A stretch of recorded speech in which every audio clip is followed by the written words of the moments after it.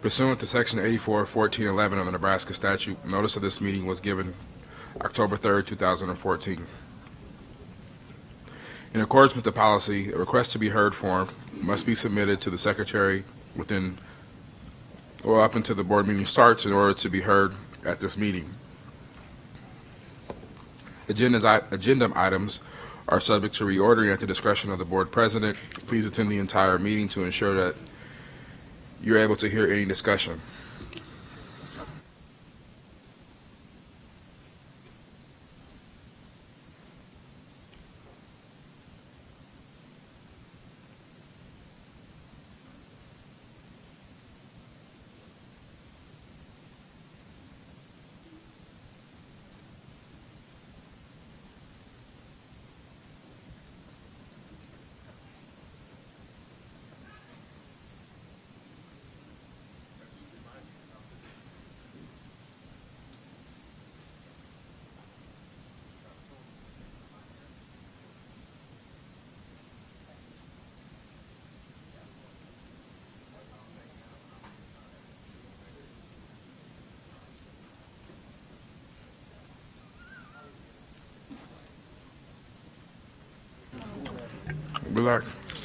Pursuant to Section 84-1411 of the Nebraska statute, the next regular board meeting of the Douglas County School District 0001 and the Board of Educational Service Unit Number 19 will be held Monday, October 20th, 2014 at 6:30 p.m. in the board meeting room at Teacher Administration Center, 3215 Cumming Street. The agenda will be kept current and available for public inspection in the Office of Secretary of the Board of Education at the Administration Building during working hours. Pursuant to Section 84-1412 of the Nebraska statute, the public is hereby informed that a current copy of the Nebraska Open Meetings Act is posted on the board meeting room wall of the north wall. Please stand and join us for the Pledge of Allegiance led by PAC 365. Come out front.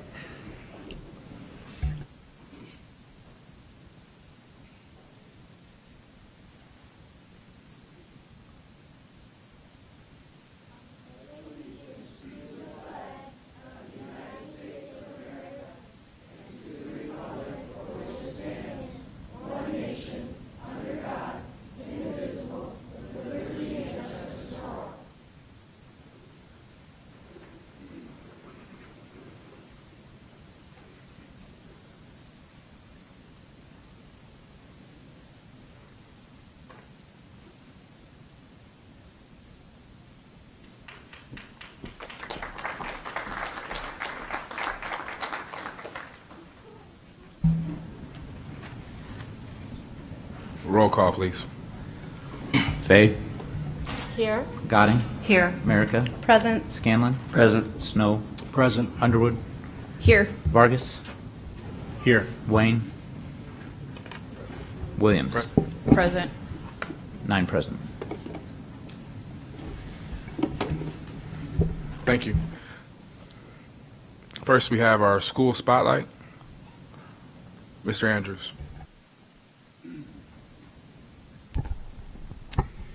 Thank you, sir, and good evening. This calendar year, as you're aware, the district has received positive national attention several times, and now the Omaha Schools Foundation is following suit. Recently, OSF was named one of the top school foundations in America in a study by a Florida-based group right here.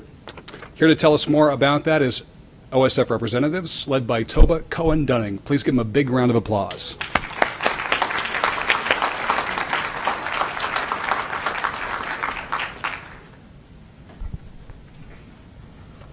I'm not going to lie to you, it's so exciting. Usually when I'm up here, I'm asking you for something, so thank you so much for spotlighting the Omaha Schools Foundation. So I was just telling Mr. Evans that we celebrate our 30th anniversary this year. We were created in 1984, and now that we're third in the nation, it's sort of quite an anniversary gift for us. So we're very, very excited. I would like to introduce you to some of our board members who came tonight, because you don't get to see our board very often, although we report to you directly. So if you would bear with me for one quick second. This is our board president, Mr. Dave Johnson.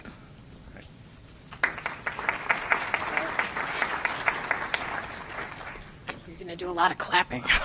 Adam Steffen is our vice president. Cherie Gilmore is our secretary. Superintendent Mark Evans is our treasurer. Mrs. Marion Fay is our OPS Board of Education representative. Mrs. Denise Gaines. Mrs. Juliana Garza.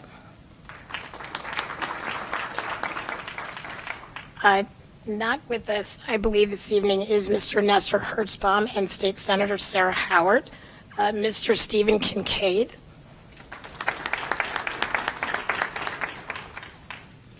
From a very long distance away, David Van Meter remains our finance chair in Colorado.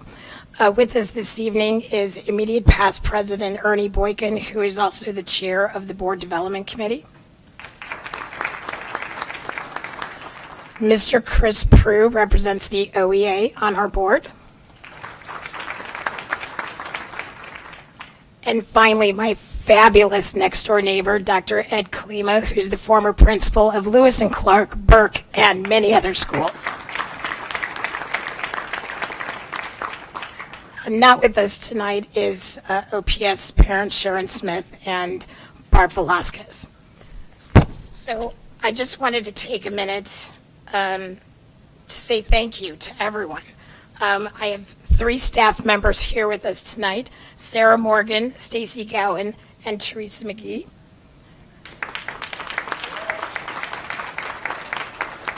They make sure the Kids Club runs efficiently and effectively every day. And I know she doesn't want me to do this, but I want to take a moment to thank Erin Duffy from the Omaha World Herald. I'm so impressed by the coverage that OPS gets, and I reached out to her a few weeks ago and I said, so today's the day and OSF is going to get recognized, and she said, you never call me, this must be big. It was very big, and it was a great article. Thank you.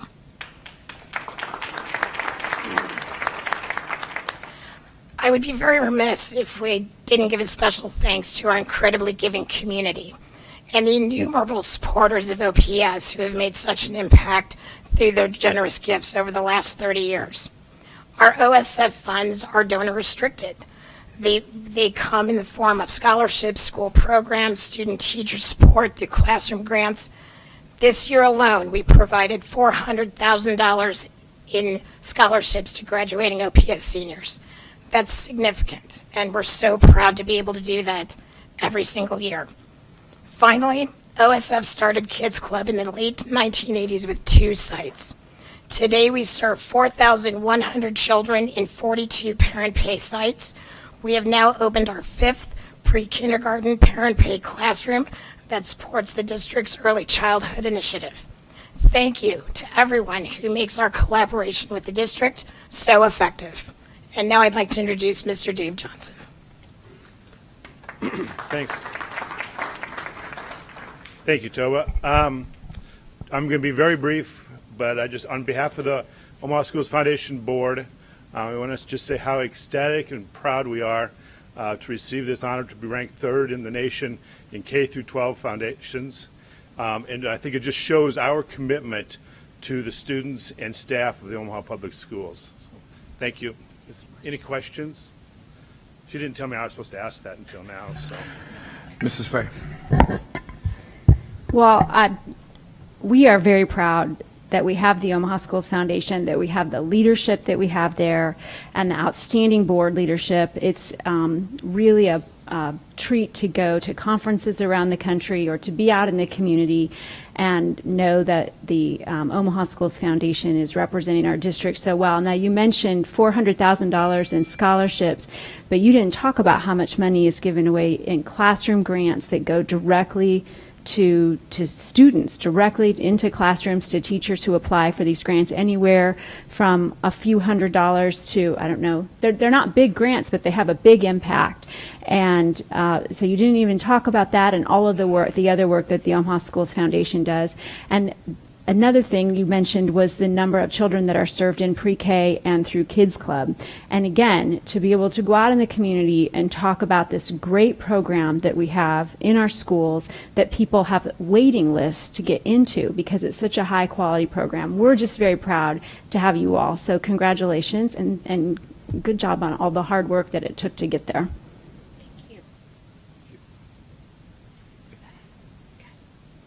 Other questions? Well, again, from the board, congratulations on the honor and continue doing what you're doing because you're doing a fantastic job of helping our students. Okay, I won't go into a story about the two kids who went anywhere, who just got a flight to go for a competition, but I won't talk about that because that'll probably identify those kids. So, but anyway, it's those kind of stories where they step up and help kids participate in competitions, help students or teachers get extra things they need that are sometimes outside of our budget that help students learn, that makes this foundation so great. So again, thank you. We are extremely pleased to serve the Omaha Public Schools. Thank you again.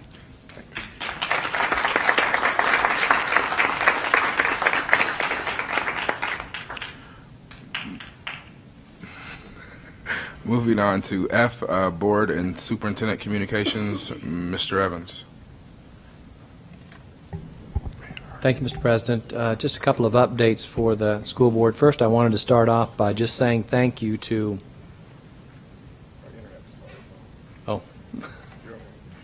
We had an internet glitch, but a thank you to all of the community as well as the school board that's participating in multiple meetings, sharing with our parents, sharing with our staff and community in reference to the November 4th bond initiative. I know that a lot of the public doesn't realize that board members are participating in meetings nearly every evening now as they participate not only in their district but sometimes outside their district. So I thank you for that, and I know the community does as well. A couple of other updates. I know the community is familiar with the CEP process we've been looking at. And the CEP process impacts how free and reduced lunch is used as a calculating tool, not only for lunch, but also for how schools receive Title I. We are in the midst right now of meeting with the Nebraska Department of Education to try and see if they can work through the challenges of the reporting requirements of the federal rules. So we're all hopeful we can work that out. I think the Nebraska Department of Education wants to work it out. I think we have supportive groups that would like to have it work out. We clearly would as well, but it just seems a challenge. So I wanted the community to know that we are working on it and that we do have meetings coming up to continue that process. Also wanted to share that we're in the midst of a transition to Microsoft Office 365. I know Mr. Dixon's here tonight.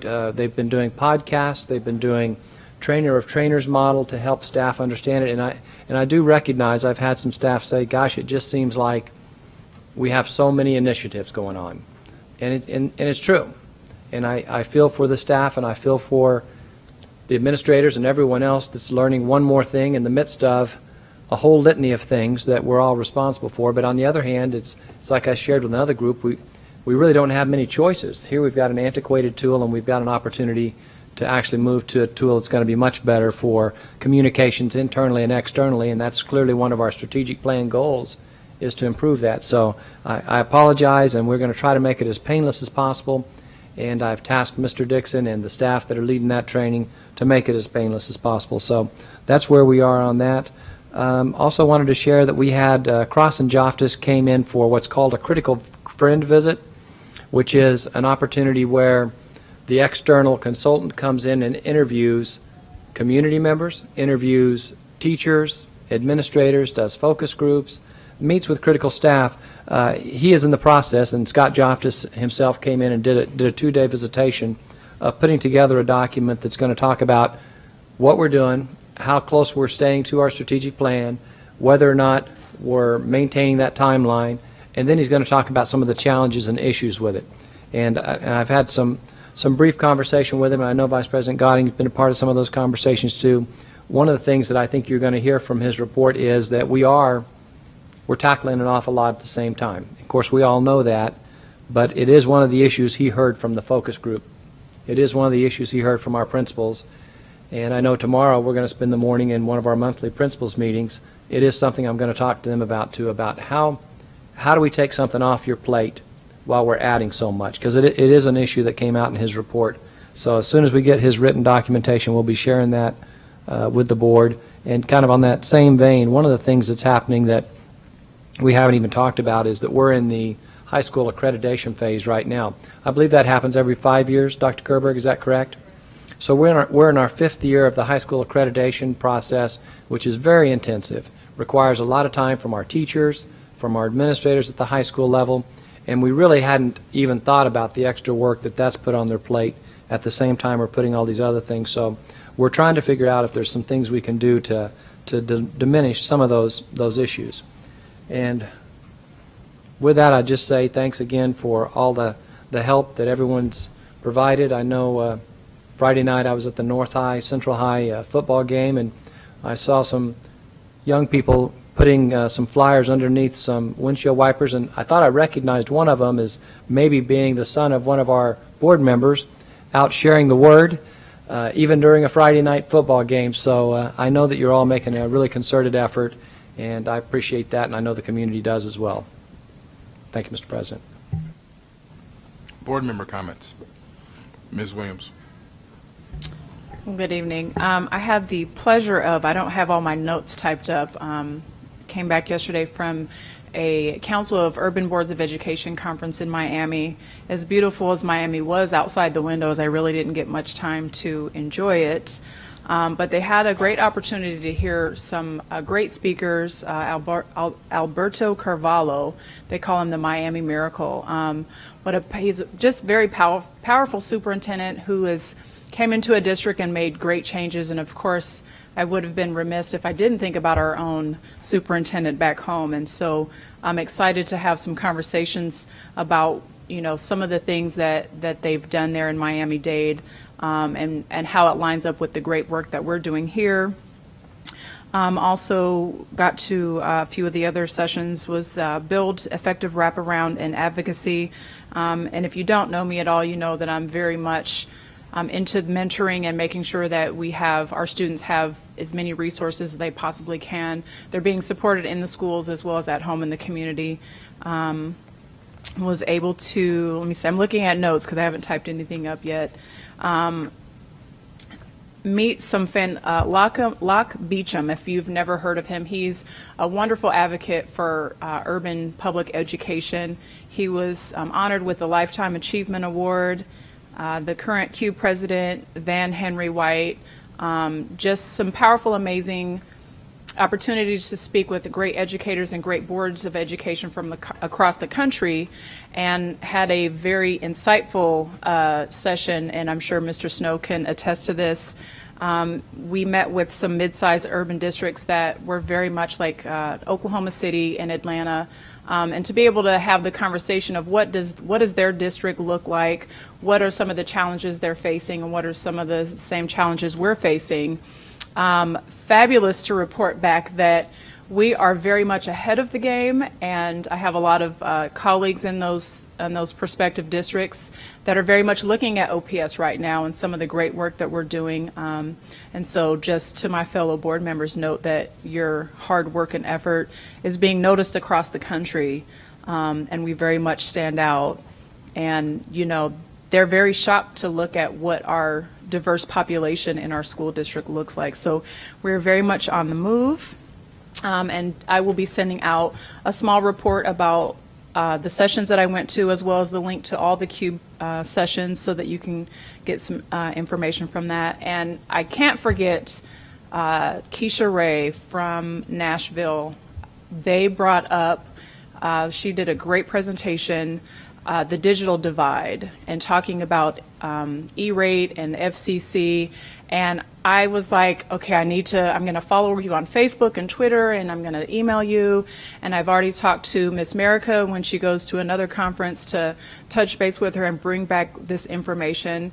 The one thing that it's like but you don't know, is that a lot of our resources that our families are utilizing, they're all internet-based. So your social services, your social security, all those things you have to apply online. And it was really that aha moment to show that, wow, okay, I didn't really know that as well as I thought I knew a little something, but I learned something. But how effective and lack therefore of where, some of the technology things that we need to improve on, that we're going to or moving forward, how much it affects education and families. And so that was probably my favorite session. I learned a lot of information, and I'm hoping that Ms. Merrick brings something back from Milwaukee at the end of the month. Thank you. Any other, Mr. Snow? Thank you, Mr. President. I apologize. I'm a little bit under the weather, believe it or not. I had the chance to also attend the conference in Miami, and it was the second year I attended the conference. But I only want to talk about one thing that really stood out about the conference. We had a food session, and the session was called Fed Up. And during the session, they had the superintendent from San Francisco, and I'm going to probably not pronounce his last name correctly, but it's Richard Carranza. And when he came into the session, he spoke about how San Francisco changed their food program for the district. And he was a brand new superintendent like you, Mr. Evans. They have about 65,000 kids. He's a little bit younger than you, but you're sharper, I'm sure. So his number one thing for San Francisco was closing the food gap amongst the students. So within that, they decided to create a first meal when the kids come. So as soon as the kids go, they grab a meal and go straight to their classes in elementary school. And the kids that show up late still get a meal and get to eat that during the classroom. There was a lot of board members that were bringing up questions if it was a distraction in the classroom. He says, no, you can teach kids how to eat their meals, put them away, and you have a cleanup time. That's responsibility. Then he went on the session about grab and go for high school and middle school. And at this time, to me, it makes a difference because if my mom didn't put enough money on my food card, I didn't get to eat, and I had to call her, and she had to come in and bring me money. But this was for all the kids, and within this school district in middle school, you can grab your grab your meal in the morning, and you can eat it during your second period because they did a study that kids that are in the middle and high school aren't hungry right when they come to school. It's more in the afternoon. And their lunch program is expanding that. Their number one drive was to get rid of, and that was the whole session, to get rid of sugar out of the kids' meals because we talked about obesity. So we watched the film on filling the nutrition gap, and then at the end of the day, when the kids go to extracurricular activities or programs, they have a supper that they serve, and they participate in the federal government supper program that they get fully reimbursed for these meals that they supply to the kids that are going to football, music class, anything after school. These kids are getting fed again because think about it. I'm sure many board members that have kids that do extracurricular activities, when you go to that, you're starving. And in my after-school program, as soon as the kids come in, I got 60 hungry kids walking in the doors. But imagine that when the kid has a full meal, they are alert and ready. And it was a tremendous presentation. I have some copies that I'm going to send out in email. I did not give them to Matt Ray, but I'm going to send them out an email, and it talks about pulling the sugar out of their meals within the school district, and it was really interesting. I think it's something OPS, we're going down that road, and I think if we really want to help our kids, whether rich, poor, no matter what income, if a kid does not have a meal, they can't be prepared to learn. So thank you on that. Also, I want to do a shout out for North High's Homecoming Parade, October 10th, 1 p.m. I have my little pen. I didn't go to North High, but I'm repping for Mr. Haynes if he's in the audience. He's not here. But alrighty. Thank you. Mrs. Fay, followed by Miss America. So I didn't go to sunny Miami, but 2 Saturdays ago I was at sunny Seaman Stadium at Central High School for the River City Roundup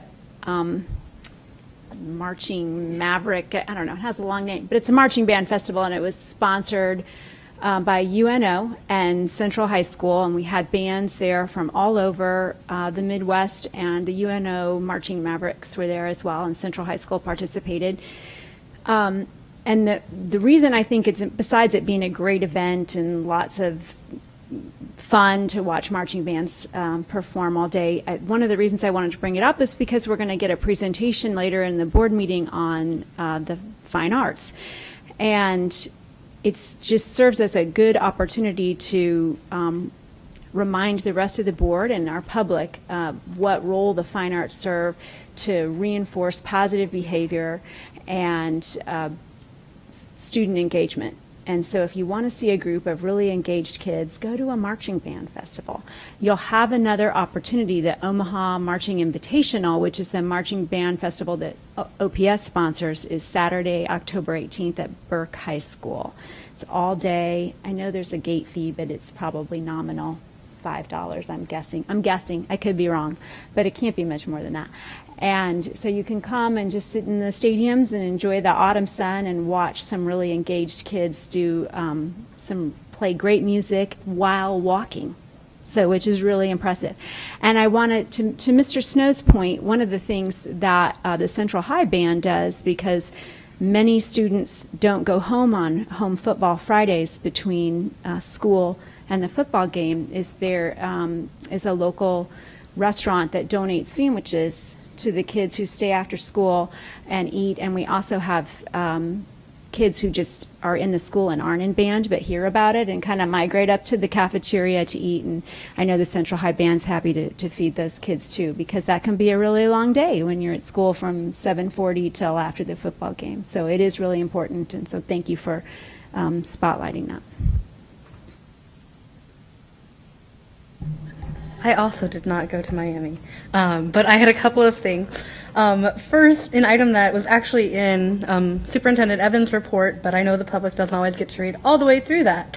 I wanted to highlight the fact that the South High Marching Band won the Septemberfest Labor Day Parade this year, which is a pretty big achievement for them and outstanding for South High. I also wanted to draw the board's attention to the October edition of the American School Board Journal magazine that we all receive from NSBA, because it is focusing on facilities and green facilities, healthy facilities, and there's actually a really good editorial from the executive director of NSBA about how facilities impact student achievement, which is something we've spent a lot of time talking about lately. So I just found it really timely and some interesting information. And then thirdly, since we are shouting out upcoming events, also on Saturday, October 18th, I may have mentioned before that Bryan High is celebrating their 50th anniversary this year. The music and drama department will be putting on the Bryan High 50th anniversary gala musical review at 7 p.m. in the Bryan Auditorium. The current students have gone through the musicals that Bryan has presented over their history and picked out their favorite numbers to perform.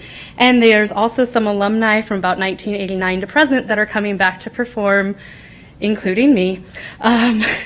It's $5 admission. There's also tables available. They have an event on Facebook, or I'm sure if you contact the school, they can also give you information. But it should be a fun time to celebrate the music and drama of Bryan High. Great. Ms. Williams? I was so excited to talk about all the great things. There was a few facts that I really wanted to share. Last year at the NSBA conference, I got the opportunity to hear from David Johns, who is the White House Initiative on Excellence for African Americans, and this particular time we actually heard from Marco Davis, who is the Deputy Director for, I don't want to fumble, White House Initiative on Educational Excellence for Hispanics. And he gave some very powerful statistics that I think that we should hear right now. We're talking about teachers, and we're looking at the diversity of our teachers. Less than 8% of our teachers are Hispanics. 2% are Hispanic males, and even less than that are African American males. And that was something that I was like, oh, I meant to say that, was very powerful. And so we're looking, as we're moving forward and looking at what our teacher classes look like and moving forward, we really need to think about that. Because Ainsley Rudolpho, who was on the New York State of Education, had a very powerful panel, and it was students from New York, Miami-Dade, and I want to say Brooklyn, all minority students, the greatest thing about that, there was a student board member that was sitting up there. And I just thought to myself, after talking to some of our colleagues, I'm challenging our board to consider having an at-large student representative. This young man was more articulate than us on a good day. He had some great things to say, and he really represented his student body and his classmates. And so it was just very powerful. And so looking at that, it also, going back to the teacher side, it also, one of the young ladies said that it's easier as a minority student when you have someone teaching that you can identify with, because it makes them want to get that master's degree, makes them want to go after some of those professions. And in such a large district as ours and our diverse makeup, it's just something that I'm just going to keep hounding and hounding and hounding until we see more of that. But I would really like for us to consider at some point in the near future finding a student representative. Of course, they wouldn't be able to vote, but it would be a great way to have our students' voice heard and us not dictating what their education looks like, but for them to have the opportunity to put their 2 cents in while we make these decisions. I'm done for real this time. Thank you. Okay. Okay, Ms. Underwood, and then Mr. Vargas. I just wanted to share that I was able to attend breakfast at ConAgra, and so to Mr. Snow's point, I learned a lot about our grab and go program, and I don't know the exact number off the top of my head, but quite a few elementary schools have the grab and go breakfast program in their schools. And I think that's going to do nothing but expand not only into elementary schools, but potentially middle and high schools. And I had no idea the impact that it had on, I guess you could call it classroom and cafeteria management. It goes much further than just providing a healthy breakfast to our students. So I was really excited to hear more about that program and proud of the fact that we offer that within OPS. Mr. Vargas. Thank you, Ms. Gotting. I also had the privilege of not going to Miami, although Miami sounds amazingly warm. No? Okay. Well, maybe I didn't miss out. I had the privilege of going to Washington, D.C. To represent OPS, Nebraska at large, at the National Association of Latino Elected Officials National Education Policy Summit on the state of teaching quality in the current United States, but specifically looking at Latino education. And it was enlightening. It was fantastic. I think in particular because this one notion that all children can succeed and complete a rigorous coursework and education, no matter their socioeconomic status, no matter where they come from, what their color of their skin is, what their background is, was the topic of conversation. And what are the reform efforts that are happening at the local and state level that are helping to support that type of innovation? We talked at length and saw many different case studies of innovations in teacher professional development, which remind me of the things that we are currently doing in OPS. And then in addition, certain things that I think we should be beginning to explore, additional career pathways, something that we're already doing, but beginning to think a little bit more broadly on how schools can create their own teacher career pathways so that we can keep our best teachers in the classroom instead of putting our best teachers and having a track for them to only go into senior leadership. I'm trying to figure out a way to do that. There were great conversations about equitable distribution. How do we identify our strongest, most effective teachers? And then how do we put those strongest and most effective teachers in our highest need areas?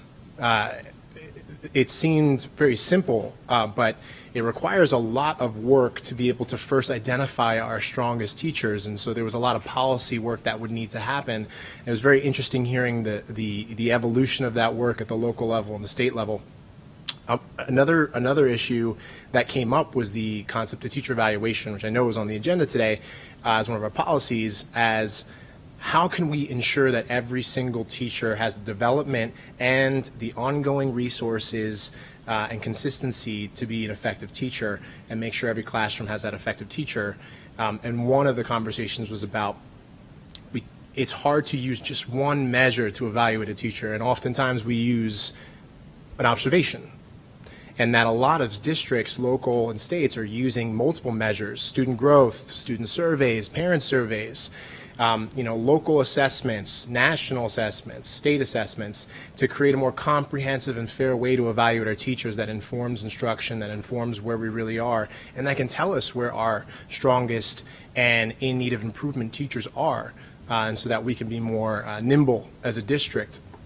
It's something that I implore us as a district to think about, and because what I did gather is we're not there yet. We're not having those conversations, and it's simply just because we haven't had them. It seems like a very opportune time to do that, especially given all the amazing things happening and the alignment it is with our strategic plan. But it was invigorating. It was fantastic being around other Latino elected officials that are representing mostly Latino or high diversity minority populations. I can't wait to go back to another one and continue to having these really difficult, hard, and inspiring conversations. Mr. Snow. Thank you. Thank you, Mr. Vargas. The interesting thing that I would have to say about that is I'm proud that you were able to go to Washington and represent Omaha Public Schools, because I'm sure not that many people outside of the metro or outside the state know about our Latino population and how that we actually have a Latino high school. Since we're all talking about getting fit in Miami and traveling, tomorrow I wanted to say this. It's actually on Wednesday, if I'm correct.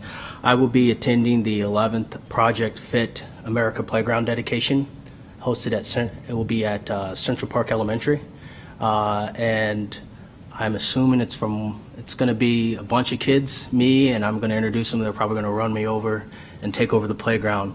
But that tells you about kids, releasing energy and having new playgrounds and things like that. So if you guys do have some time on Wednesday to go by and watch the dedication, thanks to Blue Cross Blue Shield, OPS, and the Omaha Schools Foundation, this comes at a benefit to these kids at this elementary school. Thank you. And it's from 1 to 2. Thank you, Mr. Scanlon. Not wanting to stray from the topic of food, just had the opportunity to go out to Catlin Elementary this past Friday and help serve the teachers and building personnel for the Gold Achievement Award that they had been rewarded with due to their progress in test scores. And it was a nice environment, and I think the teachers enjoyed it. So I think that's a nice thing that you've implemented, Mr. Evans, and it's just nice to get out and get into the buildings and see the kids and the teachers and see the people that our decisions are affecting at a higher level at the board. So I encourage everybody to get out and try to attend as many as possible, but it's a great event. Okay, I have just a couple things too. And to Mr. Vargas's point, it's very interesting and very timely today. I had the opportunity to be at the legislative session related to this education committee for the state. And one of the speakers did actually implore the state senators on the education committee to take a look at legislative changes that would allow for teacher evaluations in a different manner than how what state statute currently allows for. So I thought that was an interesting conversation, to your point. A couple things. I had the opportunity to sit on the priority-based budgeting advisory committee meeting that was held a couple weeks ago. And basically what's happening by switching from site-based to priority-based budgeting, so that everybody has a clear understanding, is just the movement toward efficient use of funds. So one example that was given is the decision starting in January to provide teachers with an electronic pay stub versus a mailed pay stub, and that will save approximately $100,000 or more for our current employees. So I think that's a significant change. So that was just one example that was given.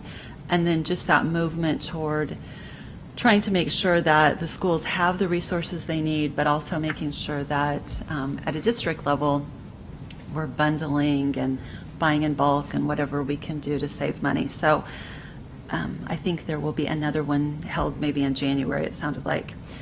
The other meeting, and Mrs. Fay was also at that, and Mr. Wayne was there for a few moments as well, was the OSER's trustees meeting. So I know back in, I'm thinking June, we talked about the process for appointing individuals to the trustee committee, and we have one business member who is looking to step down and retire from that, so we need to find a replacement. So what will happen is the board president, Mr. Erickson, is going to put together an ad hoc committee, of which Mr. Ray will be a part of, to develop a process to bring back to the board on how to go about appointing or getting the names and then appointing a business member to the committee. So I know Mr. Ray's already done some work on that, and he will take that to them, and then they will fine tune and bring that back to us probably in another month, it sounds like. And then just want to encourage everybody about the Citizens Advisory Committee meeting tomorrow night. I know I've had calls from constituents about that at 6:30 at Lewis and Clark, I believe. And I know that people will be able to hear about the bond issue when they come to that meeting. So just wanted to pass that along as well. Thank you. Any more board member comments? Seeing none, we'll move to G, public comment. First, we have Doug Zabillet. Please state your name, last name, spelling of your last name, and address. Thanks. I appreciate you got it right on the first try, too. Thanks to Mrs. Fay. That wasn't me, thanks to Mrs. Fay. I have a history of not doing that. Yeah, my name is Doug, D-O-U-G, Zabillet, Z as in zebra, B as in boy, Y-L-U-T.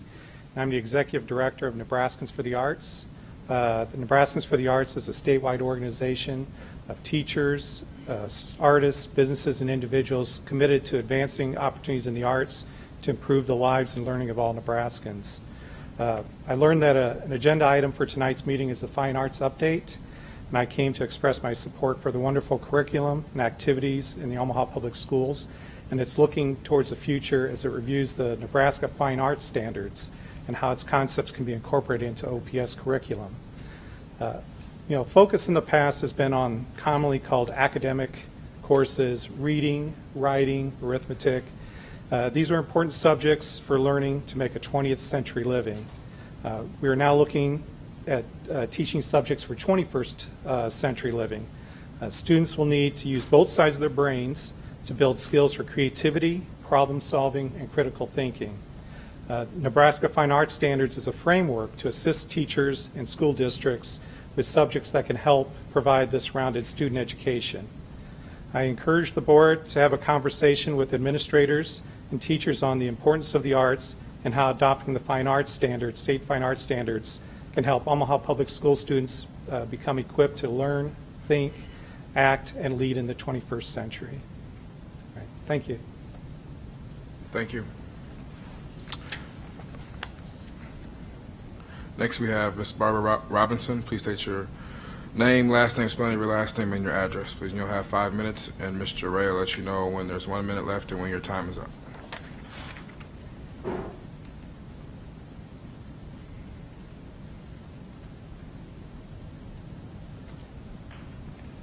Thank you. My name is, you want my address? My name is Barbara Robinson. My address is 3747 North 45th Street. No, that's it? Okay. You have 5 minutes. Thought y'all wanted my social security number. I'm just playing. Okay. The reason why I'm here today, first of all, I appreciate you guys having a meeting like this where the public can come and speak. I recently worked with the family of Jontavius Swift, who was murdered getting off his school bus stop. When we went to the bus stop for his prayer walk, I realized that his mom told me that OPS Transportation believes that his bus stop was 6 blocks away from his house, and that is not true. Where his bus stop is from his house is way far away. My younger children attend private schools, so I really didn't know about the busing system because my older kids that go to OPS, I take them to school. So I just started asking other parents about the transportation issue. Do they have any issues? And a lot of parents are saying starting last year and this year, the bus stops are getting further and further away from the homes. John Tavius Swift did make it known to his school as well as his mother that he was afraid to walk to and from his bus stop. Now, I'm not blaming anyone but the persons who murdered him that day. But I am asking OPS to take a look at the significant different distance from different children's homes to their bus stop. In the city of Omaha, gun violence is evident. It does happen. And a lot of times it does not happen to the targeted person. And these individuals do not say, I'm not going to shoot between 3 and 4:30 because the kids are getting out of school. When they see a target and they feel like doing it, that's when they do it.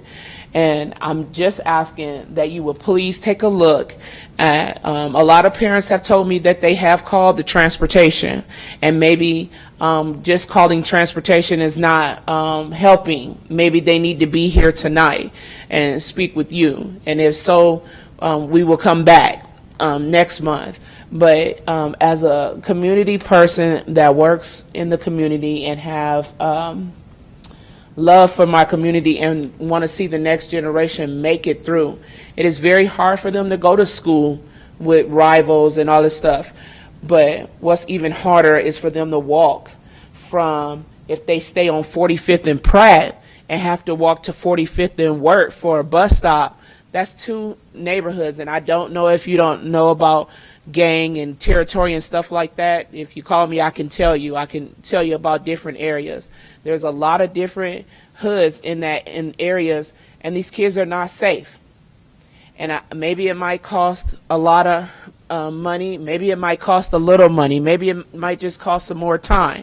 But the one thing that everyone in here knows who has a child or has a child in their family know the cost of a child's life. We can't price it. So that's all I'm here for. I appreciate you hearing me. I've never done this, so I don't know where this goes. If I don't hear from nobody, I'll be back again. And if parents are not saying that the bus stops are not getting more frequent, I'll be back, because we do need to keep our children safe, young and old. Thank you. Thank you. Y'all want anything else? That's it? Yeah, and Mr. Ray will be following up with you.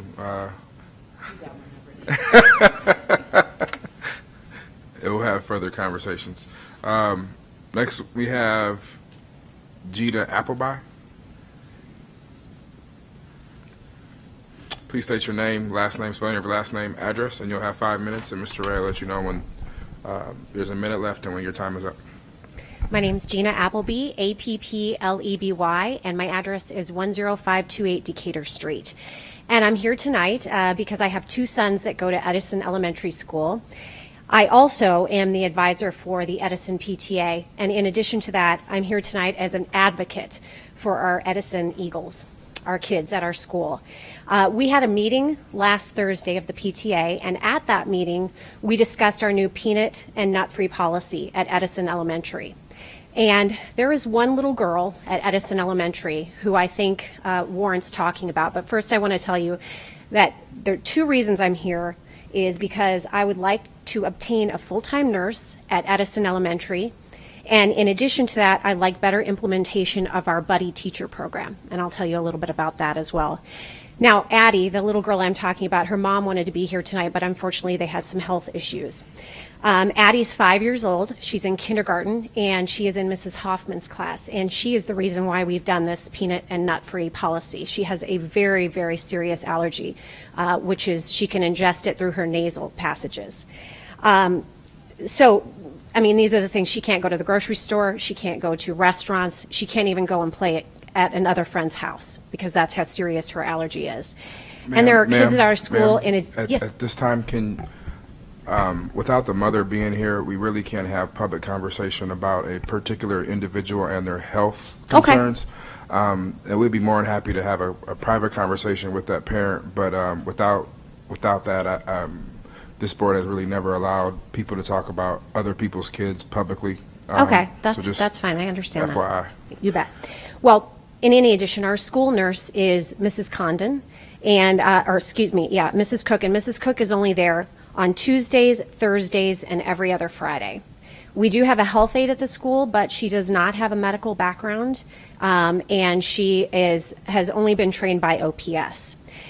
Now, I will tell you that there are kids just in general that get medicines. I'm sure there's kids at other schools that get medicines, injections, possibly EpiPens. But my main point here is that, we need a full-time school nurse at our school.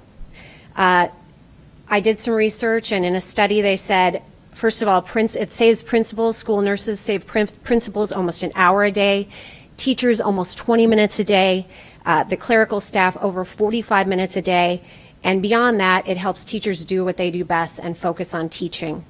There are emergency situations that happen at schools all the time, and having a school nurse there full-time would be a huge plus for us. In addition to that, I wanted to talk to you about our buddy teacher system. This is when, you may be familiar with this, but this is when teachers are out and there's a sub and there happens to be a child in the class that has health issues.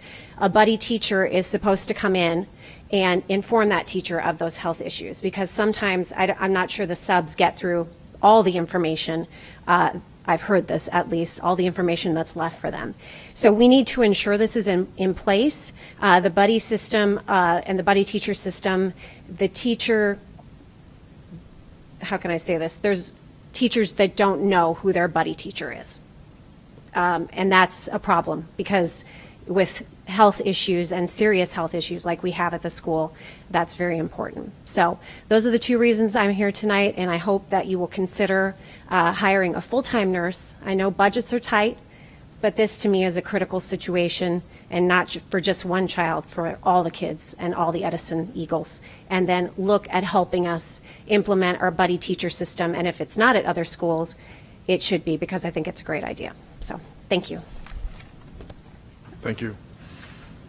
Moving to Alex Gates. State your first name, last name. Explain your last name and address, please. And you'll have 5 minutes. Thank you. My name is Alex Gates. I live at 2612 North 97th Avenue with my wife, Jamie, and our 4 children.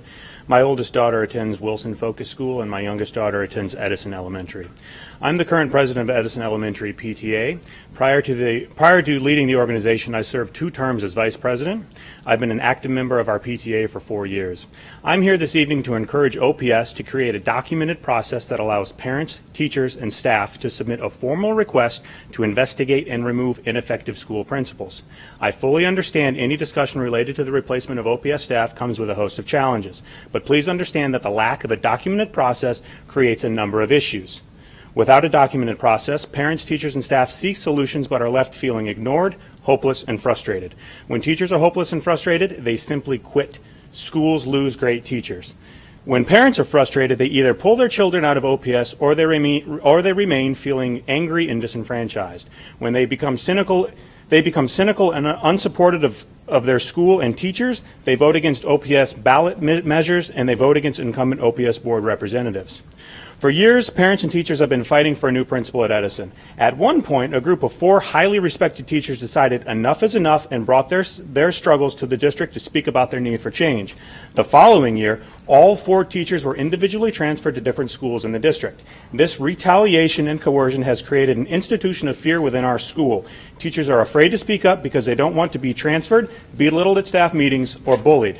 So instead, they're waiting it out. And year after year, despite the fact that our principal is beyond the retirement age, and despite the fact that she's now in her 16th year as principal at Edison, nothing has changed. Yes, 16 years. 16 years ago, I was a sophomore in high school. Bill Clinton was being impeached. The two Stanford PhD candidates named Larry and Sergey founded a little company in California called Google. 16 years. It's clear that as a district you understand the direct relationship between principal leadership and student performance. To quote Mr. Gehring, your consultant from Cross and Joftis, quote, "It's all about school leadership at the end of the day," and quote, "The principal role, when you get it right, makes everything work." I know things are just getting started with the executive director positions, but I'm begging you to bring members of active parent organizations to the table as well. Embrace them. Active parents are have a wealth of information about the inner workings of a school. Active parents can be your best advocates for OPS measures and ballot issues. Mr. Gehring also says, quote, "Executive directors will have the information that nobody else has." Active parents don't have 20 other schools. They usually have one, and they get to know it pretty well over the course of many years. So how do I know there is no documented process? How do I know you're not embracing teachers and parent organizations? In August, I reached out to Mrs. Colmine and asked two things. One, I asked for her advice on the proper and respectful way for a parent group to request a new principal at our school.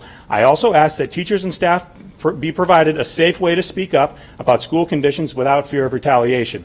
Mrs. Colmine absolutely listened to my concerns, but she made it very clear that she could not provide any advice on what we can do. Following our conversation, I drafted a thoughtful email to Superintendent Evans and asked the same questions. Mr. Evans made it very clear that he will, quote, "not discuss this type of issue." He did say that we could compile, quote, "additional data for Mrs. Colmine," but when I asked what kind of data, I only received a short, condescending, sarcastic response. That's it. That's the process. The doors were shut. There's been no follow-up, and there's been no assurance that anyone is even investigating the issue. And despite having 3 separate times asking how teachers and staff can speak up without fearing retaliation, I've only received radio silence. I feel unvalued, I'm frustrated, and I'm disenfranchised. I had one father who's a former PTA member tell me that it's easier to remove a member of Congress than it is to get a new principal, so he removed his children from OPS. 1 minute. We have 89 members and counting in our PTA who are all well aware of what's happening in our school. Many have spoken individually to the district to voice their concerns. They've all been brushed off. They're feeling frustrated and disenfranchised too. Mr. Wayne, Mrs. Godding, Ms. Fay, Miss America, Mr. Scanlon, Mr. Snow, Mrs. Underwood, Mr. Vargas, and Mrs. Williams, please create a documented process to allow parents, teachers, and staff to submit a formal request to investigate and remove ineffective school principals. Also, please encourage our superintendent to value thoughtful emails from concerned parents, embrace feedback from active parents, and reply with solutions instead of sarcasm. Surely your goal isn't to ignore, frustrate, and disenfranchise parents, but it's happening. I know you can create a policy, and I'd like to help. If you're willing, I'll be around at the end of the meeting. Otherwise, feel free to email me, alexpgates@gmail.com. Thank you so much for your time. Thank you.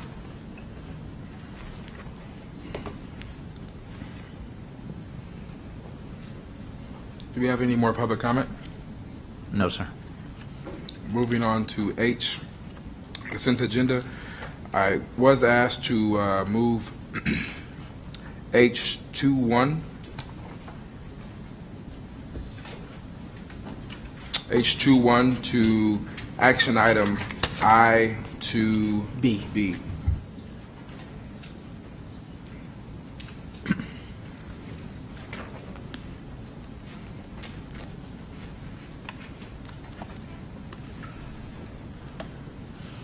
Any other item?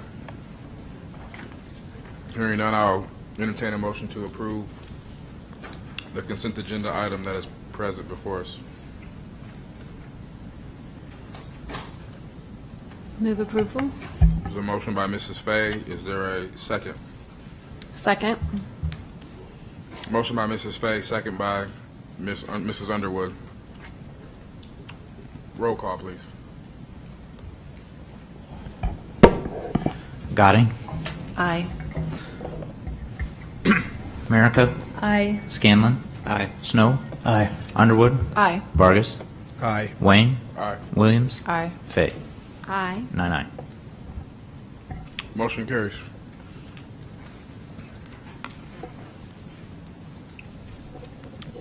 Mr. Evans.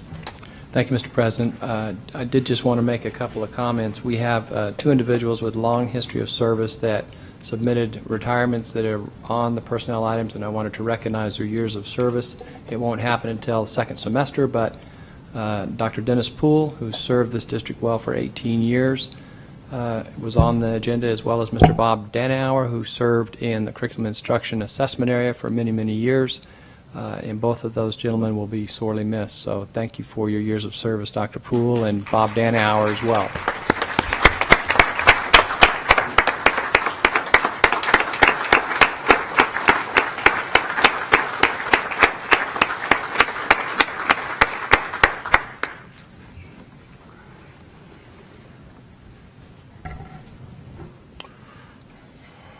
Moving on to I-1A, Green Schools Initiative.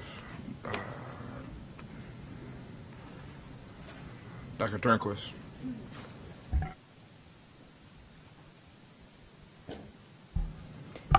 Thank you, Mr. Wayne, members of the board, Mr. Evans. We have a report for you this evening that begins with the Virtus report, which is the annual report, and then it extends a little bit beyond that in terms of some of the things that have happened over the course of the last year. There were also some attachments to the report which you received, which are there to help you understand a little more in depth at what goes on with the Green Schools Initiative, as well as what has gone on historically with some of those same kinds of issues.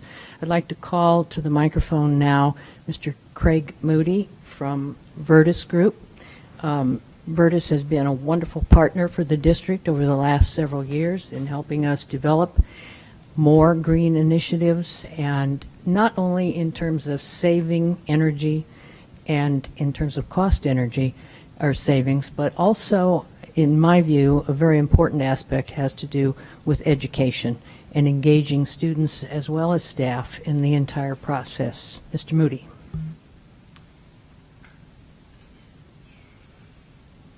Thank you, Dr. Turnquist, Mr. President, Mr. Evans, and members of the board. It's a pleasure to be here.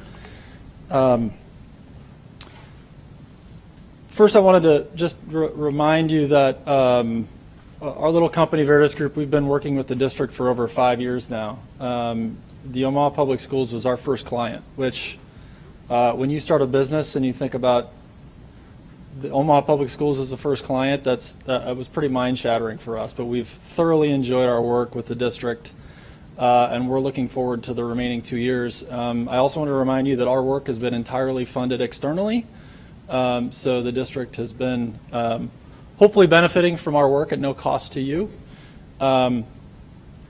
A couple things I do want to run. You've got the report, so I'm not going to walk you through everything, and I know that it was dense with information, but I did want to spend a little bit of time highlighting a few things in my comments today. Let me be really clear. I don't want you to get the perception that we are taking credit for anything that the district has accomplished. We are here to help, support, and advise, but for the most part, the district has done an exceptional job of really taking the bull by the horns on these efforts and creating a culture that really values this work. So I'm simply here to communicate in many ways about some of the successes that we've seen. Okay, so first and foremost, I hope nobody missed this. This was a huge deal, the district being named one of 9 school districts in the country as a Green Ribbon Award winner. That's a big deal. It's a really, really big deal, and kudos to the entire district for that award. I can't underscore enough how meaningful this is to set the district apart as a leader when it comes to green schools efforts in the country. The second number I wanted to highlight was the $4 million number. This is strictly a representation of what we have seen with regard to cost savings and avoidance for the district, with regard to energy use only. So it doesn't look at anything related to paper. There's a comment earlier about a reduction going from paper pay stubs to electronic and saving money. There are other examples of those things happening over the course of the years. This is strictly a number where we're looking at savings related to energy. And again, $4 million over the course of 4 or 5 years is nothing to really shake a stick at. It's pretty exceptional. And I think there's a lot more to be said about what could happen as a result of that. In addition to that, there are obviously environmental benefits to all of this. 42,000 metric tons of CO2 being removed from the atmosphere is the equivalent to about 5 million gallons of gasoline burned. So you're creating a healthier environment for your students as well, which we know studies show results in better students. They're more tuned in class. And oh, by the way, it's really good from a climate change perspective, which we know, as reported by the University of Nebraska and Lincoln, is a very real threat to the Midwest. I did want to highlight this graph real quickly, and again, it's in your packet of information. The dark green line, which on the far left end starts at the top, that is a line that tracks what the district is paying in energy costs per square foot. So electricity, natural gas, chilled water, steam primarily. The light green line, which starts on the bottom, is the district-wide average Energy Star rating. So you take all of your schools, it's a simple average of what the district's Energy Star rating is. An Energy Star, again, is a measure of weather normalized energy per square foot. So the higher the number, the better in this case. We want schools to be driving towards 100. So as you can see, going back to August of 2009, we were in the upper 40s. And then once this district really started to adopt these practices, and we're talking primarily operational, and also there was a big lighting retrofit that I'm sure you are familiar with, that charge from 45.8 up to 60 happened really quickly and really exceptionally. That's not something that you see very often at a district-wide scale, that quick of an advance in a district's Energy Star rating. Got to the point of 64.7 up in December 12. So we made some significant advances. As you can see, we've had a little bit of a lull since then in our district-wide Energy Star rating. A big part of that, if you remember back to roughly March and April of 2012, it was really mild. I mean, it was beautiful. March was beautiful. The zoo set attendance records. It was crazy beautiful. And what that means for some of these schools is that the schools that don't really require significant heating and cooling, they were able to literally just open windows. And let fresh air go in and out, and they really didn't have to run their boilers as intensely.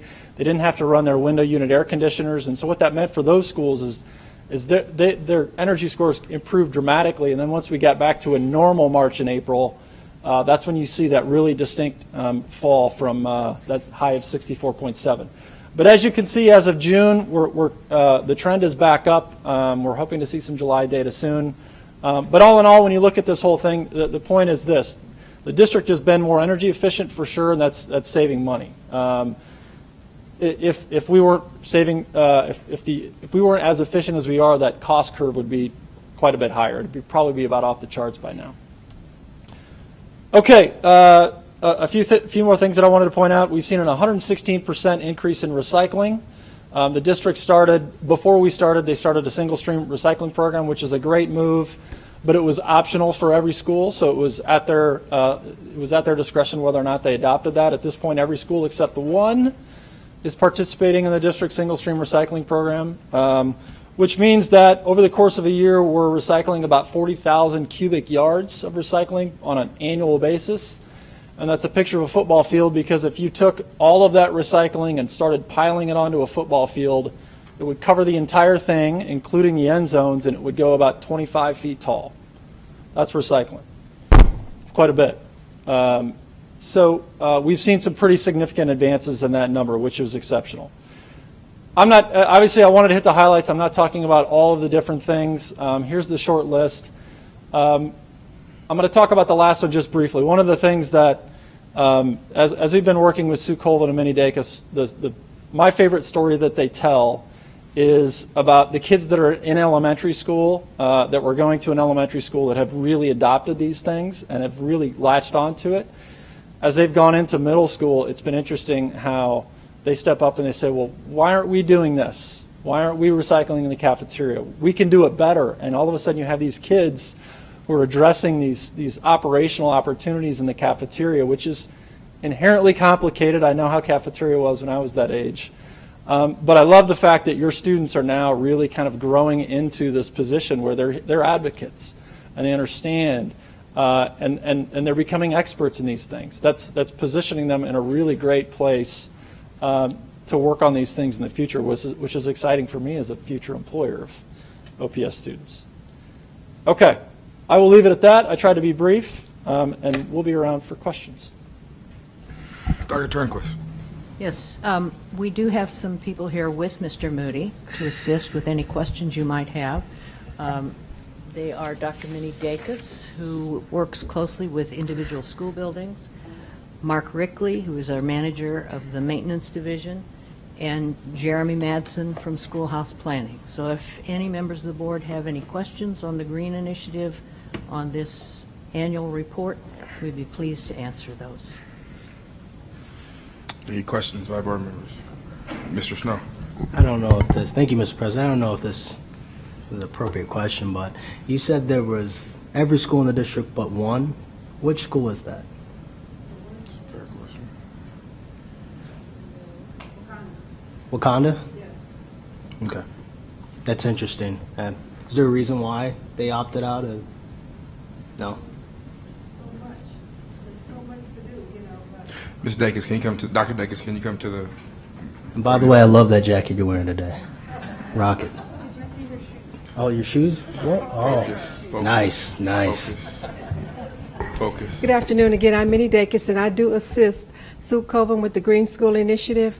And I get the awesome opportunity to go out to the buildings and visit the schools and visit with the green teams and see what great things kids are doing.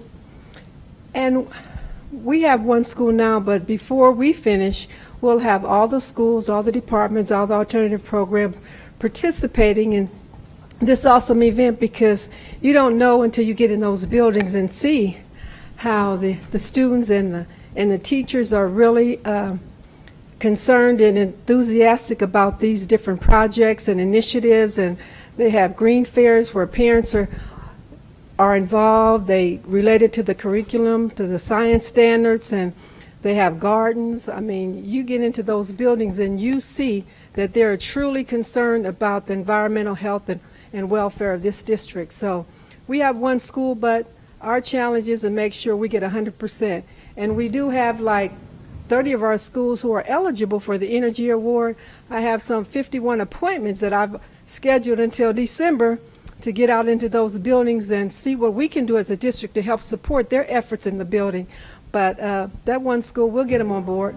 Awesome. I had the chance to attend. I went to Lothrop's last year for they had like a green kickoff at Lothrop Magnet, Yes. and I went there, and they were turning over the leaves and everything. And one of the things I found very interesting was that they decided for their school was that they wanted the kids to experience some of the food that were grown in different cultures. So that was the first time that most kids were harvesting collard greens on the side over there. Now, I don't know if they ate them, but it was an opportunity to see that from an aspect. It's like, what do you grow in your home? What do you eat at home as a fruit and vegetable? And let's try to grow this in our garden.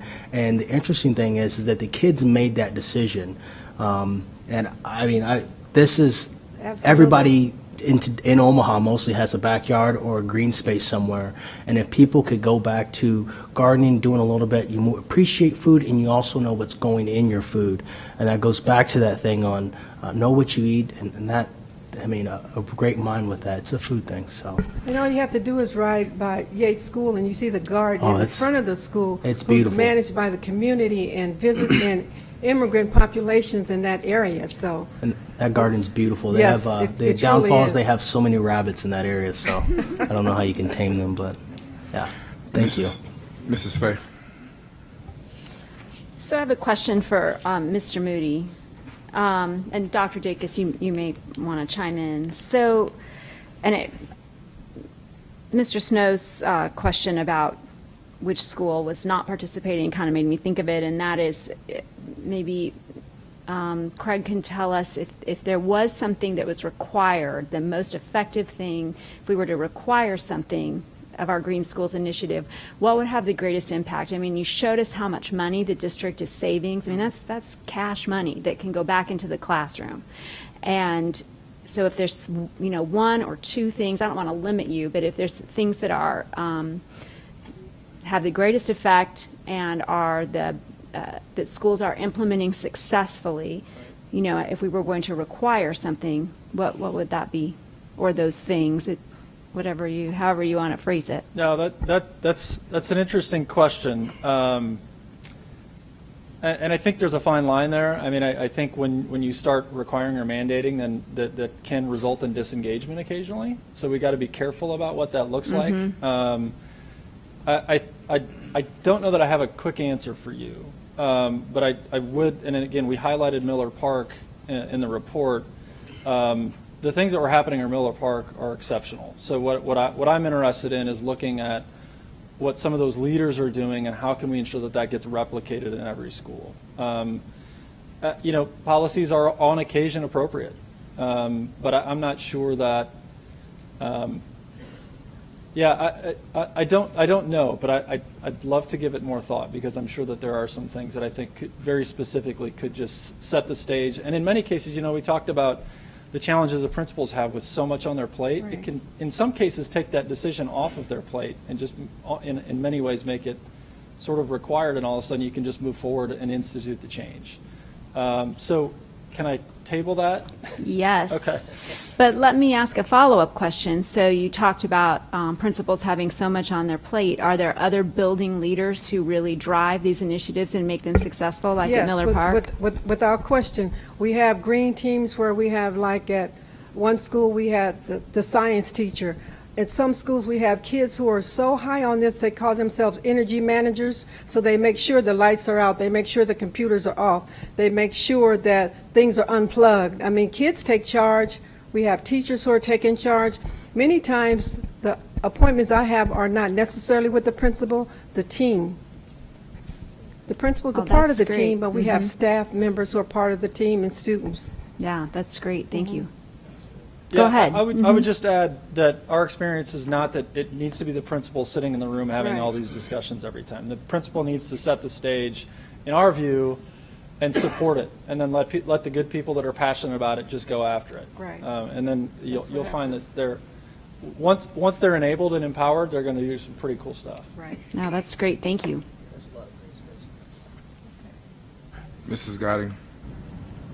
I have a couple of questions, and so the first one was, when I read through the report, I wanted to make sure that I correctly interpreted the information that was there. Do we have 20 buildings that are geothermal? Oh. And then, for these guys. And 30 plus that are heat pump? So do we have about 50 buildings that are geothermal heat pump? That's pretty impressive. I mean, I am not an expert, but I think geothermal is very, very cost efficient. So I was really impressed when I saw that we have that many buildings that are already that efficient.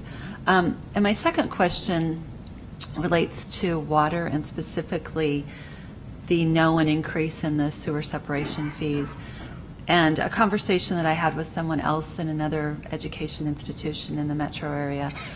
So they're using separate meters for the water that is sewer separation fees required on it, and then a separate meter for the water that wouldn't require sewer separation fees. Have we looked into doing anything like that, or is it cost effective? And so I guess that's just a question that I had on that. I'm deferring to my OPS experts on that one. I'm not sure. Ms. Godding, this is Jeremy Madsen from Schoolhouse Planning. Okay, thank you. There are several schools that have separate water meters for lawn irrigation versus the domestic water within the school. Some schools just don't have the services that are available to bring that into the building. Most of those are the older schools that, through some form of renovation, addition, new construction, would be done that way because that is part of local code now. Oh, that's great. Okay, that's good to know. That was just a question that was posed to me, and so I appreciate that answer. Thank you. Mrs. Underwood, followed by Mrs. Williams. Ms. Williams. I don't necessarily have a question, just a few comments.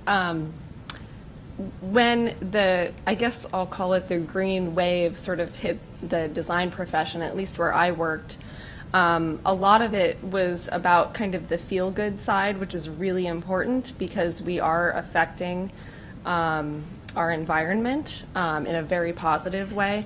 But I think people tend to forget that there is a monetary side to this that has significant impact. And we saw a lot of our clients wanting to take on some of the green initiatives just for that fact alone.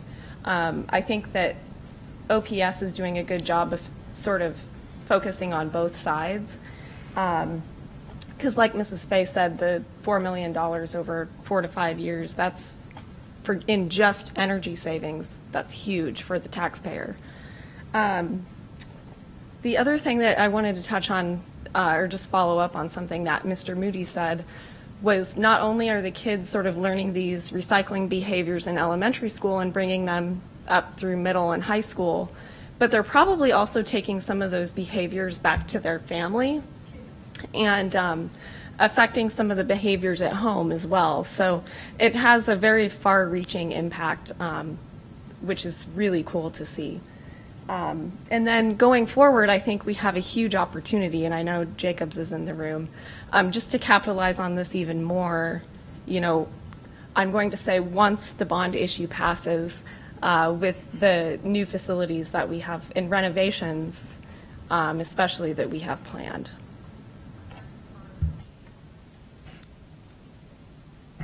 Ms. Williams. Not sure who this is directed to, so I'm going to look at Dr. Turnquist. How much of the retrofitting in this process is done approximately internally versus externally? And your answer might have a follow-up question.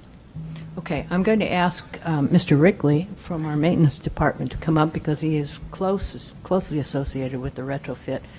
But if I could go back to what Ms. Underwood just said, this is extremely important to us, the idea of what Mr. Moody and I have been talking about in the last few days, hybrid approaches, where you not only have monetary savings, energy conservation, but you have education of young people and staff, and they do take it home.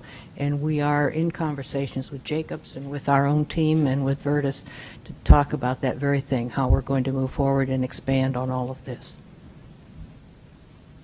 Hello there. Name's Mark Rickley. I was involved with coordinating and managing kind of the lighting retrofit that's gone on for over the last 3 years. So as far as the external, it was predominantly using external contractors that we had. One summer we used 9 different ones, one summer 7, so a lot of different contractors involved with changing out the primarily 4-foot fluorescent bulbs was our primary focus. So there is a follow-up question. Just because of where our district is right now, I've been being approached with a lot of our economic development in the neighborhoods where these schools are happening. And I don't know if I have a question or not at this point, but I do. I would like to, and you might not have the answer today, but I'm curious to see what those contracts look like. Are we utilizing some of minority and women contractors? Where could we improve on that? Where could we, do better? So maybe the answer, you don't have one today, but I would like some follow-up on that because predominantly, I've talked to a lot of contractors lately with, again, everything that's going on with their district, and there's some interest and concern of saying, there's a lot of stuff going on in our neighborhoods, and we don't see us coming in to do some of this work. And if they're not prepared to do that, then I think as a community, it's on all of us to figure out how do we utilize some of that so that even students can see. Again, I'll go back to my comments earlier, so they can see someone they can identify with doing this work. So we're also touching base on lots of trades and lots of different career opportunities for those students. Well, I just say that one of our intent or emphasis was to try to utilize what we're calling disadvantaged contractors, getting a listing that we use to try to make sure minority or women-owned businesses, things of that nature. And we were utilized during this process. So just want to. Perfect. Well, keep up the good work because that's exactly what we want to hear. Mr. Vargas? Ms. Merrick was next. In hearing, I'm extremely excited by the $5.1 million in savings. Just looking at the case study of Miller Park and seeing that expand and sort of zoom out what the savings can be for the district. And it made me. I had a couple of questions. The first is around this operational efficiency, specifically our energy management system. It sounds like in the case study there were obviously the geothermal systems, heating and cooling systems, there were efficient mechanical systems implemented, and that was one piece of what contributed to the savings. I'm just curious on what are other things, and I guess this is a piggyback to the question earlier, what are other things that that we could be doing operationally to improve our existing energy management system? You know, what are efficiencies, you know, well, and even tell me more about the energy management system, because it sounds like there's opportunities for us to find more cost savings, and that sounds fantastic. It also sounds like there's a great opportunity for us to expand, you know, the value of our bond by thinking more strategically about how we are operationalizing our schools and making sure that they're as efficient as possible. So what are some things that other districts are doing to minimize this as sort of a grander scale? What could we be doing differently? Dr. Turnquist. Those are excellent questions, Mr. Vargas, and those are the very things that we have begun work on for the second meeting in October. We want to give you a full, broad, in-depth report on those very kinds of things.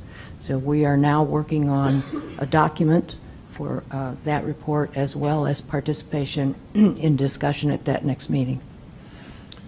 How often do we review this? I'm just curious for myself. Is this something that are we reviewing sort of the energy and cost efficiency and operational efficiency of our resources in our buildings every 5 years, every 2 years? Well, we do it on an ongoing basis as we do new construction, as we do new installation of equipment. I don't know, Mark, do you want to comment a little bit on that? And certainly that will be a major part of our bond. I asked just because of the others, hearing you talk about those other schools that obviously, I can't remember, you were saying that these other schools don't have those structures in place yet to even be able to be operational or have that type of efficiency yet. We're not there yet. Right. For instance, anytime we're changing out a major piece of equipment, whether it's a boiler, a chiller, some major piece, at that time we ask, we're typically using professional services, ask them for like a cost benefit of give us like 4 or 5 different scenarios, what's the most efficient equipment, what's exactly what we have today, what's the most efficient, and try to look at how many years of savings to get that payback. We typically look for like 10 years or less, looking at is it worth the money to invest the extra into a different style of boiler system or heating system, because there's always additional expense initially. So there's a budget driver as well, but we want to try anytime we can, if we can put some extra money with it and get the savings, you know, relatively short term. We always do that, looking at our equipment change outs. So.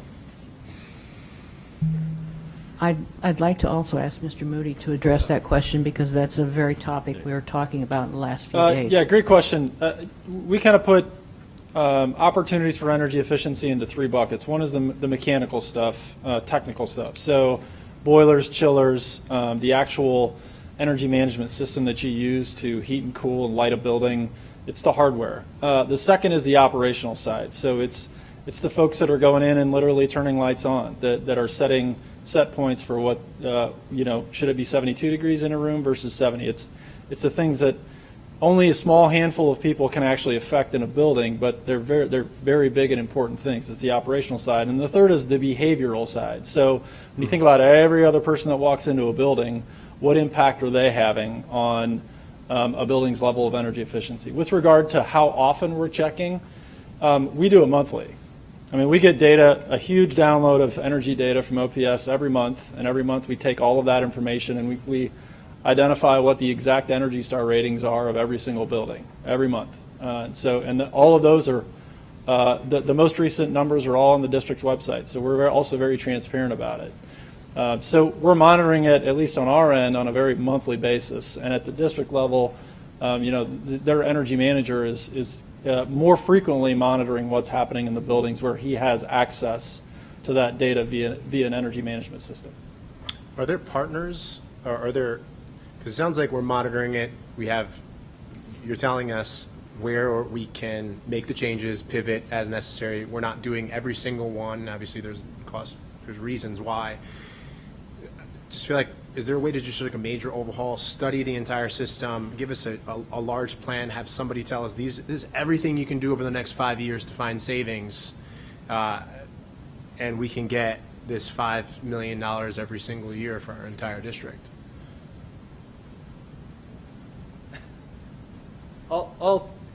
Since they're all looking around, I'll take a stab at that one.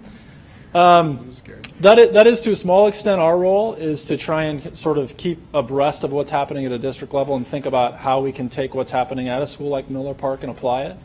The other things that have been happening over the course of the last several years, we've helped the district apply for a variety of different grants where energy audits were completed of the buildings that were, at least in terms of energy, the least efficient. And the result being, anywhere from a 15 to 25 or 30-page energy audit report that an engineering company did that outlines in Building A, here are the energy conservation measures that you should pursue. Here's what they cost. Here's what the payback is. So there's some good detail on those. And I know the district does a pretty good job of monitoring on a building-by-building basis and doing some regular energy studies of some sort. But the engineering professional services firms are probably the place to go if you're looking at a building. And quite honestly, I don't know the scope and scale of what Jacobs did from an energy audit perspective, so I'm not going to venture that guess. But typically, I think we've got a fairly good amount of data that helps us understand what opportunities exist in most buildings. Jacobs, can you tell us a little bit about that? Answer that question.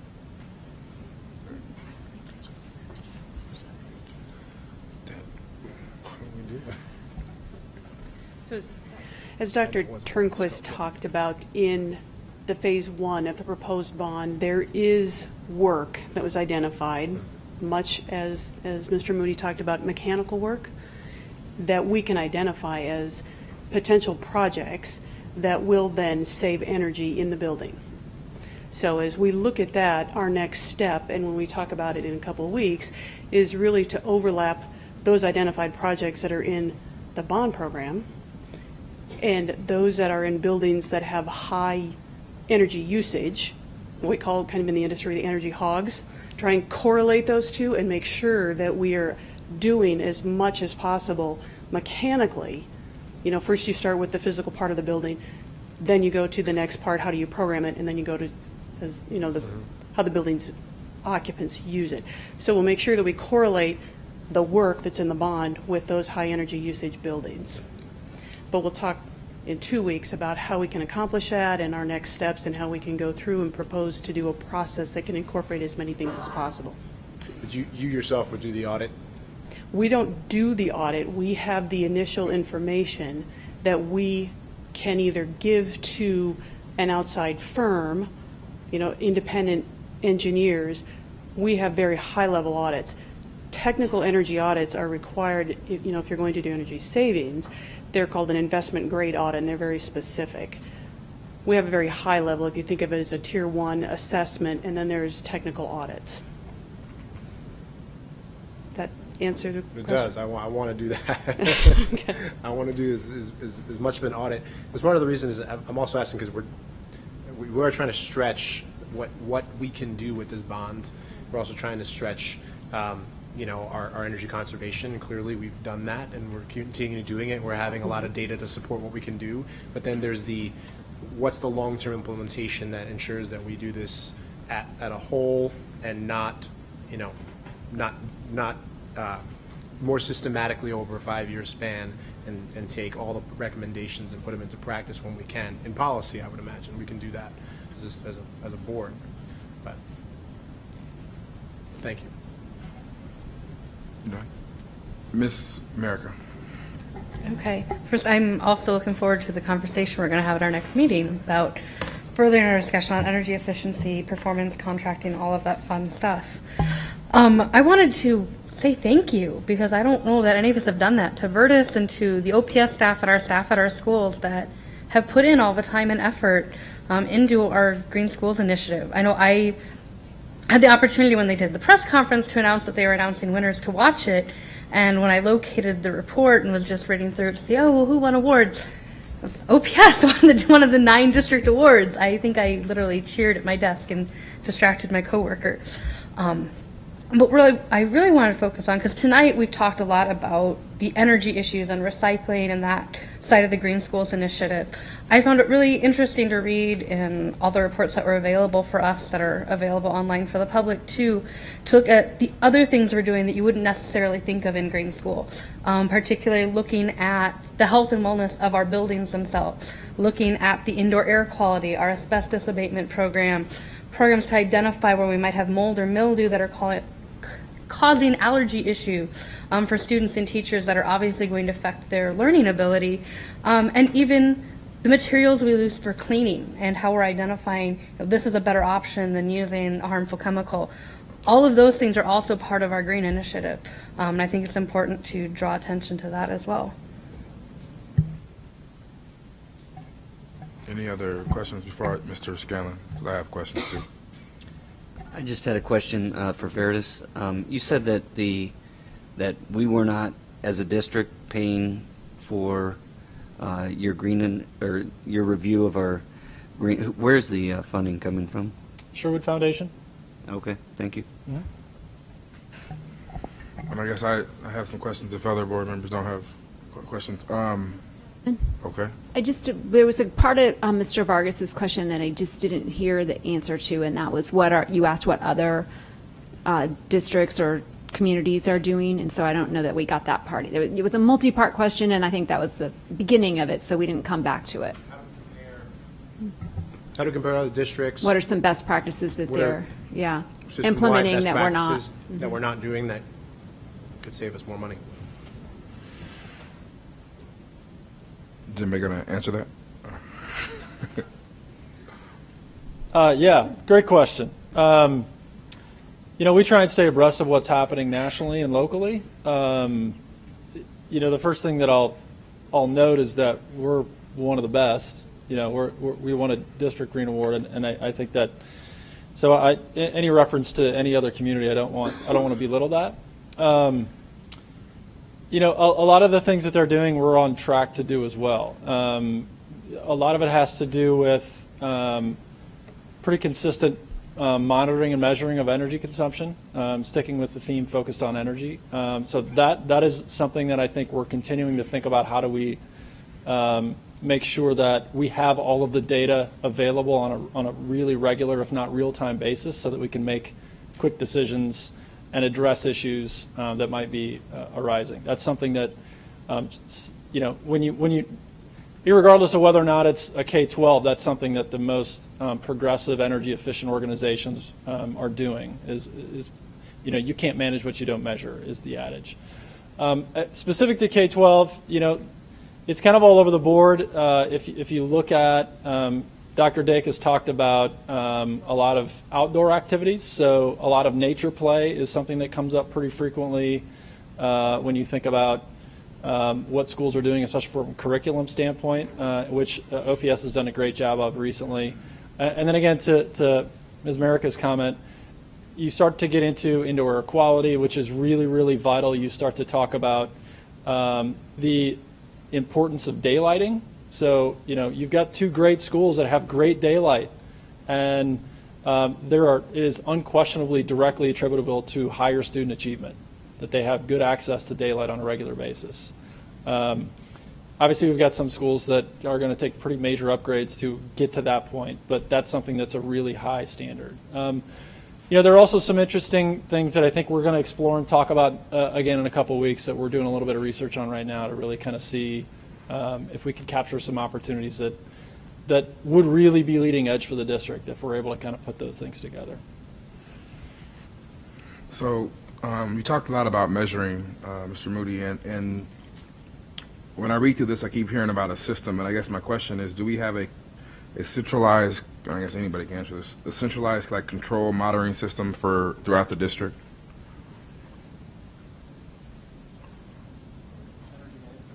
Like an energy management system where if a school is, it's over the weekend and a school is extremely hot. Let me try to take a stab at that, and then you fellas can weigh in also.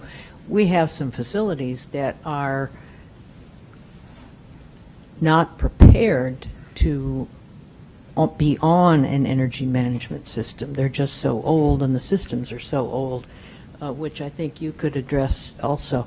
The other thing we have to be conscious of in a school district, especially one such as ours, where we emphasize the availability of our facilities for community use, it's very difficult to monitor those kinds of things because our schools are still open from 4 to 9 p.m. on weekdays, or on weekends they're open from 7 a.m. to 9 p.m. for community use. So we have to take those things into consideration as we measure these things.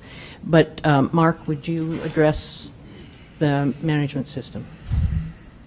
So the answer is yes and no, I guess. Yes, we have 38 facilities, I believe, right now that are on, I guess, one of the latest management systems. We have 30 facilities that are a dial-up type management system. It does the job. It's on-off and different things, but doesn't have near the room-by-room type management system that we're talking about on newer systems. And then we have quite a few, like if we do have, for instance, all the schools with window air conditioning, those, we may have even a time clock we use on-off or something just to get the system on and off for the weekends. But so any of the newer facilities, which is close to 40, that we do have energy management systems, but we still have a ways to go on some of the older systems that we have.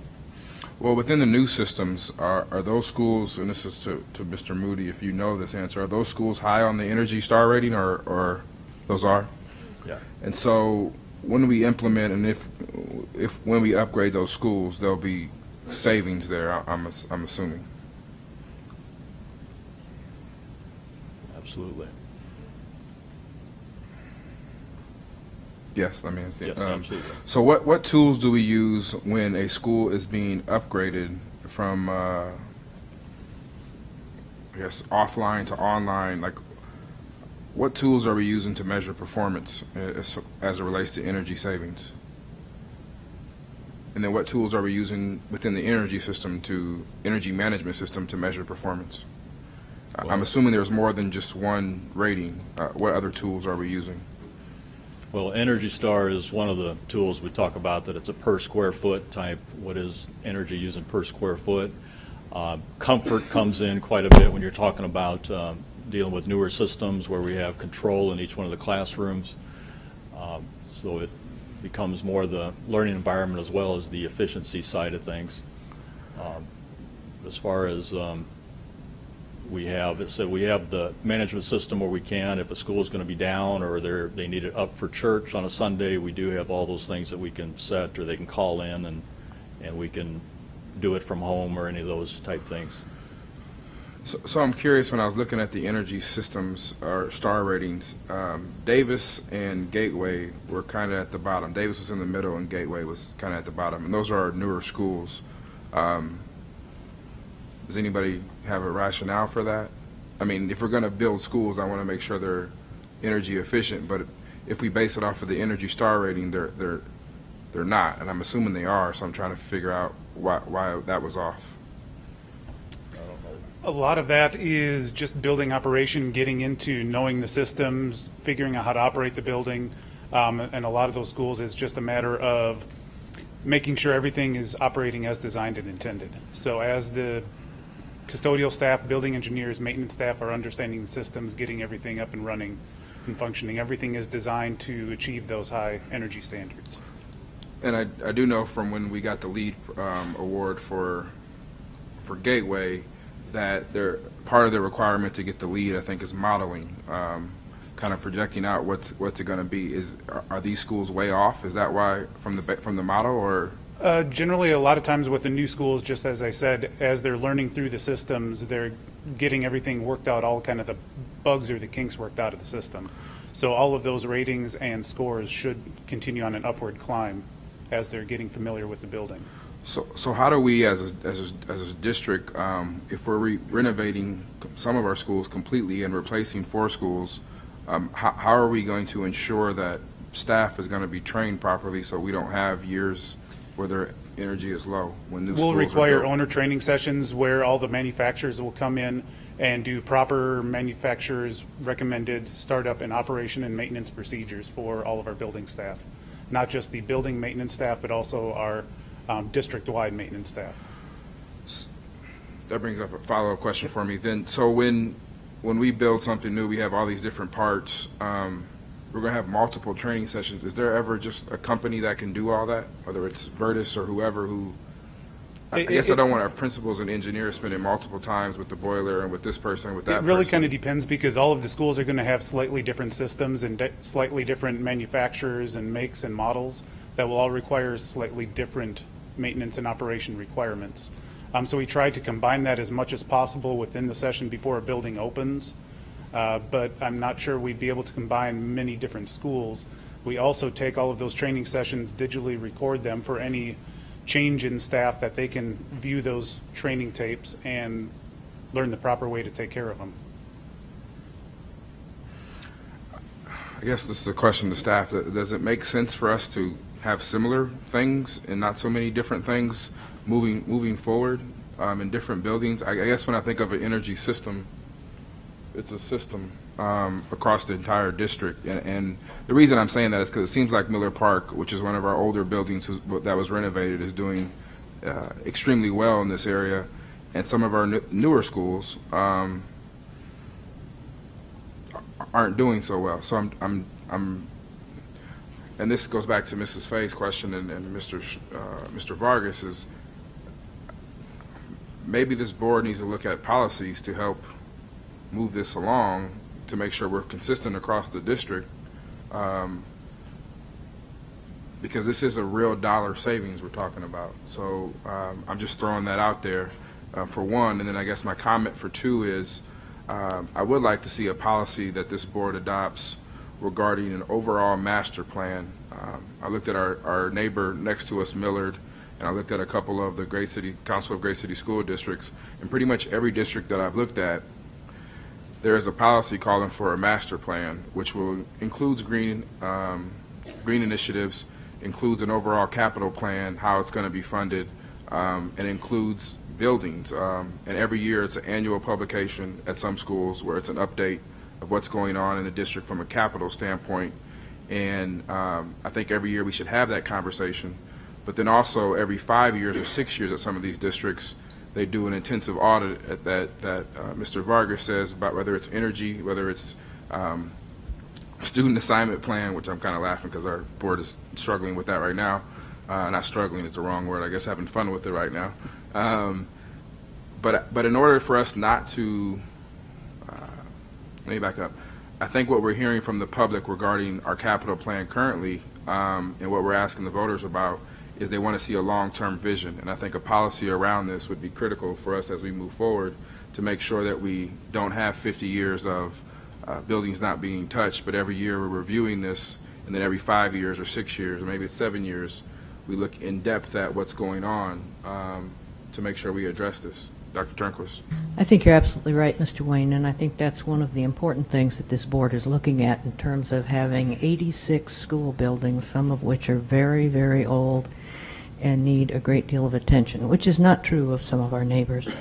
And so you have a huge task ahead of you, and we appreciate your support on that. We certainly will do everything to be on board with it. So I guess I'm asking staff, I mean, obviously 2 weeks is already coming up with some other conversation around energy savings, but I think as we move forward, and maybe we can have a rough outline that the board can discuss, but I think we need to have a policy around a capital plan and a master plan that holds the district responsible and holds this board responsible to make sure that we don't end up where we're at today with about $1 billion in needs. So that's one thing that I wanted to mention. I also want to thank everybody for all the hard work they're doing. The last question I have regarding all of this has nothing to do with anything with buildings, and it's just, I saw in the report about oil and used oil, and I'm just really curious, do we do our own oil changes or do we contract that out? You mean in the transportation? Transportation. We do our own. Have we ever looked at what the difference is if we contract it out versus? Okay. I don't think so. That's just interesting. You'll probably pay a premium for it. We probably would, but I was just wondering if we still did our own or not, because I saw the oil thing. It was just interesting. Got to end on an interesting note. Mr. Evans, any other board member questions, comments? Seeing none, Mr. Evans. Thank you, President Wayne. I appreciate the conversation and, again, applaud the work that's already been done. The work that you did, for example, with the lighting and what was described earlier, that's what in districts I've worked in previously we always call the low-hanging fruit.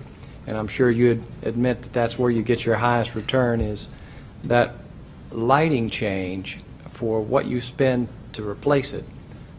The return is so much quicker than so many other things. When you look at, for example, windows, doors, added installation, the return on investment, and I know you mentioned that too, on what we look at and how you try to look at how long it takes to pay something back, that's always the challenge.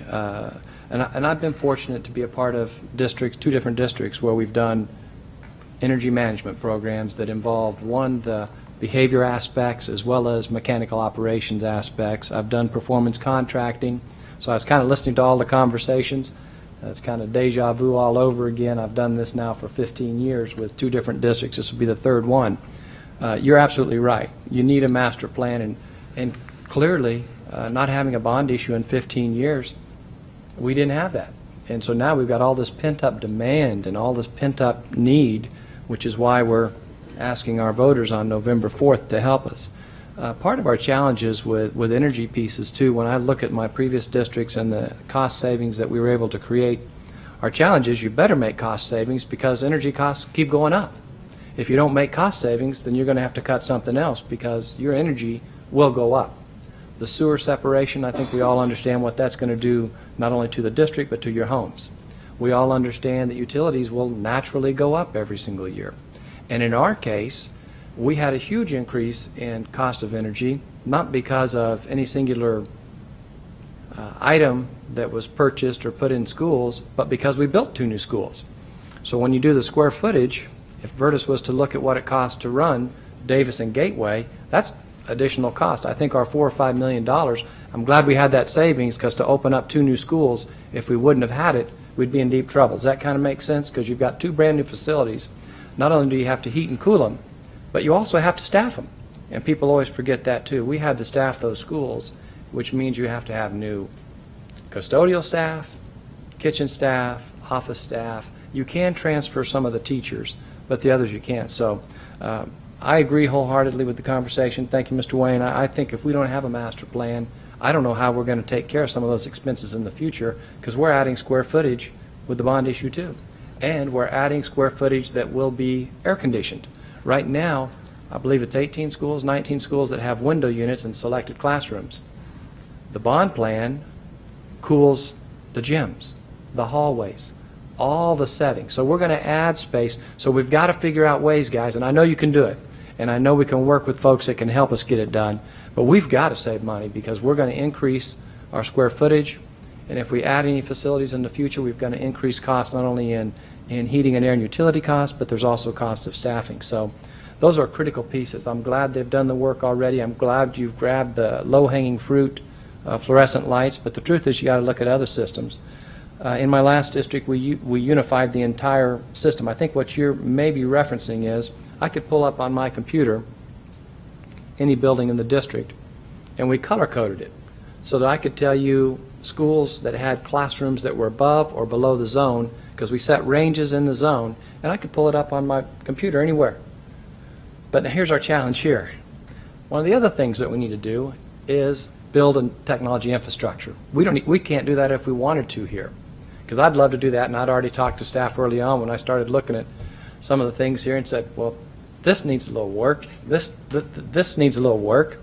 And what I found was we had quite a few things need a little work, which is why we need a bond issue, because that's going to help build that infrastructure. But those are the kind of cost savings pieces you can create, which, by the way, still comes with pain, because here's what you find out about when you set ranges to save energy. Everybody has a different comfort level on what they are comfortable in. And oh my goodness, the school board and myself included had a lot of folks throwing rocks at me. Of course, that kind of happens with this territory sometimes. People are willing to do that. But when you change people's comfort levels, I'm sure you're familiar with that with Virtus, because you're trying to save us energy, and I appreciate that. But you do get some of that too. but I still think it's the right thing to do. Sometimes I think you do the right thing even if you get a rock thrown at you. Sometimes I think you do the right thing. And so I think you try to look at that. I think the master plan is clearly what we need, and actually Dr. Turnquist and I have already talked about that, so that kind of goes right down the alley that we were looking at. And clearly we've already done some work to help us move down this path. We're not at point zero, thanks to some good support consultants and some good staff doing some good work. And now it's pulling those pieces together, because the reality is we're going to have all of those savings as we look at the extended costs that are going to come from rising utility rates, which I always find interesting. Sometimes I, in fact, had one of our legislators once say to me, he said, when will schools stop asking for an increase in school funding? And I said, well, I guess when the electric company and the water company and the gas company stops raising the costs, because those costs go up every year. And I find that interesting that they want to freeze school funding. And right now we're 49th out of 50 in state support of school funding. I think you all probably read that report. It's a huge issue, 49th out of 50. And yet we know we're going to have rising utility costs next year. You will in your own home, and we will in the school district. So those are the kind of issues that I think we're going to need to address. I think we're heading down the right path. I sure appreciated the conversation. Like I said, I've been a part of that before, and I'm anxious to have it again. I'm anxious for Jacobs to come back and provide us more details on where we're going with some of these savings and finding ways to help us continue to, one, save energy, two, do the right thing, and being willing to take some of that that might come with doing the right thing, because it does come with some challenges. I've certainly lived through a little bit of that too. So I appreciate everybody's conversation and look forward to next board meeting too. Any other? Hearing none, we'll move on to Learning Community Report.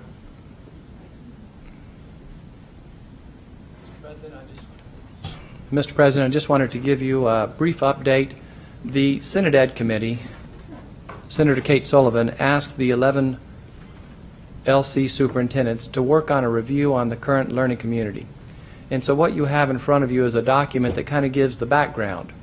It gives the background of where we are today, where we've been, how all this came into play, and where we are at now with the 11 school districts that represent the learning community is that each of us are respectively taking it back to our school boards and beginning to review all this data, because at the end of the day, by the 1st of November, I need to have some direction from the school board. And so we need to come up with some thoughts and recommendations, and I've started working on some, and I know some of the LCs, the other LC boards and superintendents will be as well. But we need to look at these major issues, starting with, I think, the one that's probably the most difficult, the most challenging, and that's this finance issue.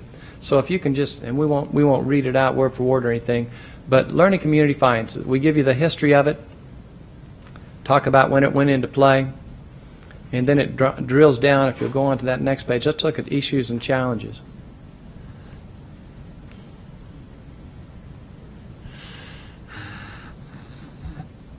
Go on back up just a little bit more.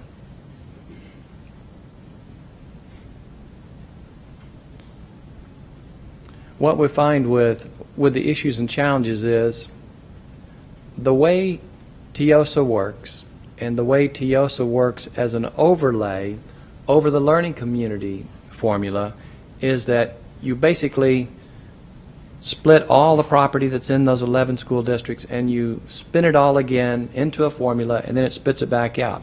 Well, what does it do when it spits it out? Well, one of the things it does is save the state of Nebraska money, actually to the tune of about $3.5 million a year. In essence, the 11 school districts that make up the learning community have $3.5 million less than if we weren't in the learning community. And so that's one of the findings of this report. Of course, if you add that up over time, it's quite a bit of money. What you also find when you spin it again is, depending on where you're at, there are folks that disproportionately are impacted. For example, the school districts that are the biggest losers are Springfield, Platteview, DC West. They've got Omaha listed there, but actually that changed for the first time this year. I think Dr. Poole could give you the number. I believe it's about $1.6 million that we were ahead this year for the first time ever. 1.5.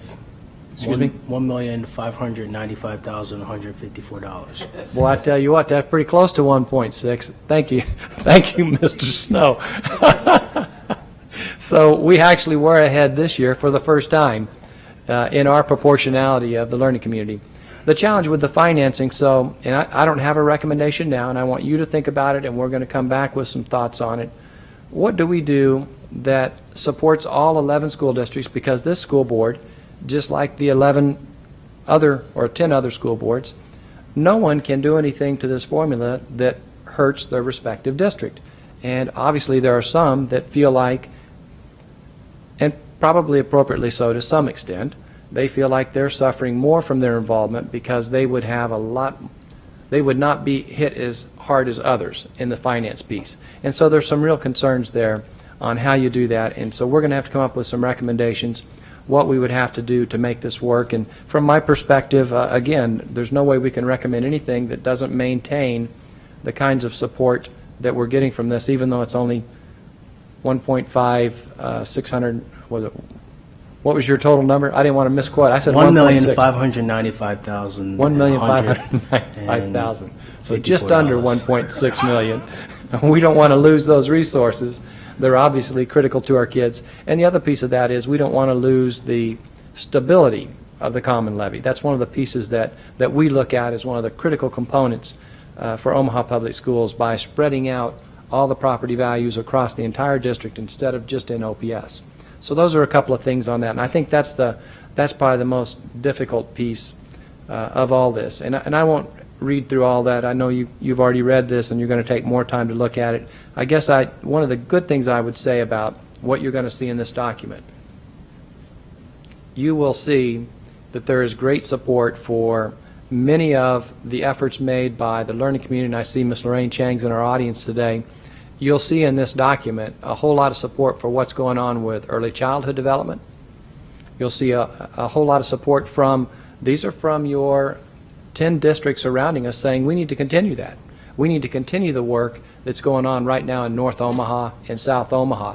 And if you've not been to those facilities, one that's under construction, although I believe the North Omaha facility will open up this month. So I'm not sure the date that it's going to open up, but I'd really strongly encourage that we set a time for our school board to go get a chance to look at that facility. And if you've not been down to the South Omaha facility, that's serving our parents down there in an incredible fashion. I don't know if you've had a chance to see that one yet, Mr. Vargas, but that's a great facility too. Really fantastic. So we're seeing great things, and the local communities, they're supporting it. The local LC community, which I think that's a wonderful statement. So there are some things we can agree on. The finance piece is the most difficult one to reach consensus. What would we need as a board to do something different with the common levy? That's the big question on that first question. On the learning community, you can see that there's not as many issues and challenges there. On the boundaries, that's a real interesting one, where essentially you'll see the recommendation from the boundaries is that if both boards decide that they want to exchange some property, your colleagues or my colleagues, and we'll see how their board colleagues feel about it, they're saying if they both agree, they're okay. Now again, board members are just now starting to look at this and have this conversation about the issues and challenges. The transportation item, there wasn't a huge challenge on that. I think most folks felt like the biggest problem with transportation is it's not fully funded. When the learning community was set up, the intent was that all the transportation cost, which is millions of dollars, by the way, all the transportation costs would be borne by the state.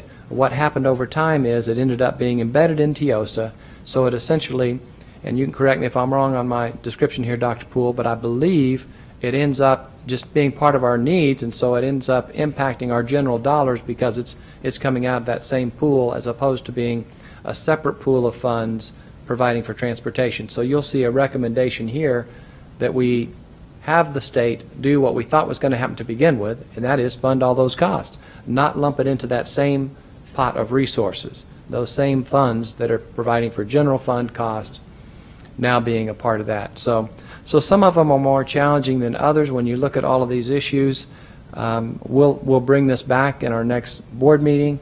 Hopefully I'll have a chance to talk to you individually or in groups and get your thoughts and perspectives. I'll begin to kind of put some materials together that we can send out to look at for recommendations. But eventually the Senate Ed Committee wants a recommendation from this body, from the school board and from the school boards of the other 10 LC communities. So we have a quest, and the quest is early November. And it's a pretty big quest for really all of the districts in the learning community. It's really hard for all of us because of some of the dynamics of how the LC impacts all 11 districts. So with that, I'll stand for questions. I kind of jumped through it a little bit. Yes, Mr. Snow. Thank you, Mr. Evans. Ms. Godding. I just like to make a few comments. Right now, let's pass out. I'm passing out some documents. It's the Common Levy workshop we had in the learning community on June 19th, and I would strongly advise any board member that wants to have an individual meeting with Brian. Dr. Poole's really well versed in it as well, and Ted and Lorraine and I to sit down, have a lunch, and talk about the formula. But one of the things I wanted to talk about was this whole concept of the learning community. And the whole concept of it was that 11 school districts pulled together to help those areas in the community that have a high economic need. I mean, you look at Omaha compared to other school districts, I mean, we don't fare as well, but what do we get out of the return? We have, I mean, their focus on early childhood right now, building the North Omaha Learning Center, is something that has never been done before. Taking providers, parents, and the children into the facility, not just as a learning environment for them, but actually bringing in Metro College, Creighton University, and actually studying. It's actually now a study center that you can actually find and go in and study kids and their teachers and interact with them on early childhood education. And that is something that has never been done before. You go to South Omaha, the South Omaha Learning Center. If you've never been there, you should go there. The parents go in one room and they're learning English. And there's a 1 group and there's a 2 group. And the advanced group goes in the more advanced English classes, and there's a 101 group. And then the kids go into an early side room where they are introduced with basic skills of early childhood education. You know, that is something we need. As anything that we sit on the board is we know that early childhood is something that's needed. And I understand there's some board members, one Mike Kelly, that says we are stealing money from other school districts. That is a lie. We are all one community. And if one school district is struggling, we all struggle. And that's just my opinion. And I have a picture here from me at with my hard hat on. It's probably the hardest I ever worked in my life, this tour site in North Omaha. And I'm not sure on the exact date, Lorraine, of the opening of the Learning Center. Soft opening. So, but it's completely enclosed right now. So, and I don't know if you've ever seen it, but it's a start. And the formula is not perfect, but it's a start that we start to answer that question on how do we have equality between all school districts. Because to be honest with you, if you look at it, OPS, I think it's 31% African American, and is it 32%, 33% Hispanic? And you look at these other school districts, I mean, to be honest with you, most of these school districts are mostly white, and poverty is still going up. And if we don't have this full community that is embracing, and the people that live in Millard, Platteview, all over in Ralston say that, hey, we are one community together. OPS is the largest school district. OPS must succeed, because if they don't succeed, we don't succeed. Because 1 out of 5 kids, is that right, Mr. Evans? 1 out of 5 kids? Pre-K and state. If you in include the the state. pre-K kids, yeah. There you go. So I don't know what to say about that, but to be honest with you, I think it helps OPS and other school districts. They get little benefits too. I think Millard has an awesome after-school program that they get learning community funding for. And I think it's something that we need to try and continue to work with. And this is the first year that we've seen some gains. But thank you. Mr. Scanlon. I guess I'd just like to hear more about how we can resolve the, I guess, the split of the common levy to where it's more equitable, and how that would affect if that funding is changed. Or I can understand how school districts that are quote unquote losing money on this setup would not like it, and this is the first year in 6 years that we've actually been a benefactor of it. I guess if that has changed, what all the other good things that Mark was just talking about, like the North Omaha, the South Omaha learning centers that the learning community has spearheaded. How does that, if the funding is changed or if people don't like the funding, how is the learning community affected on all the other items other than the funding to the school districts? Vice President Gotting, thank you. Let me see if I can address that, and Mark, you can probably help on this too. The early learning centers that Mark just referenced in South and North Omaha, as well as the other programs that Dr. Kerberg helps coordinate with Dr. Sam Meisels and the Buffett Childhood Institute that's doing an incredible amount of work with our preschool programs. That's all coming out of not the common levy, but the $1.50 that is in charge of Ms. Chang and the learning community elected officials. So it's kind of a separate issue than that first issue. And by the way, I don't think that is going to be I don't think that'll be a challenge of this. I think as I listen to the other districts, the 10 other districts of the learning community, everyone sees the value in the kinds of things you just described, which is kind of nice to see, because I'm not sure that would have been the case 5 years ago. I'm not sure there would have been a conversation where they'd have said, we want to continue having the $1.50 that supports this great work in South and North Omaha, supports Dr. Meisels and all that. I don't think that's the controversial piece, and I don't want to speak for the other school boards across the LC, because they're just now starting this conversation too.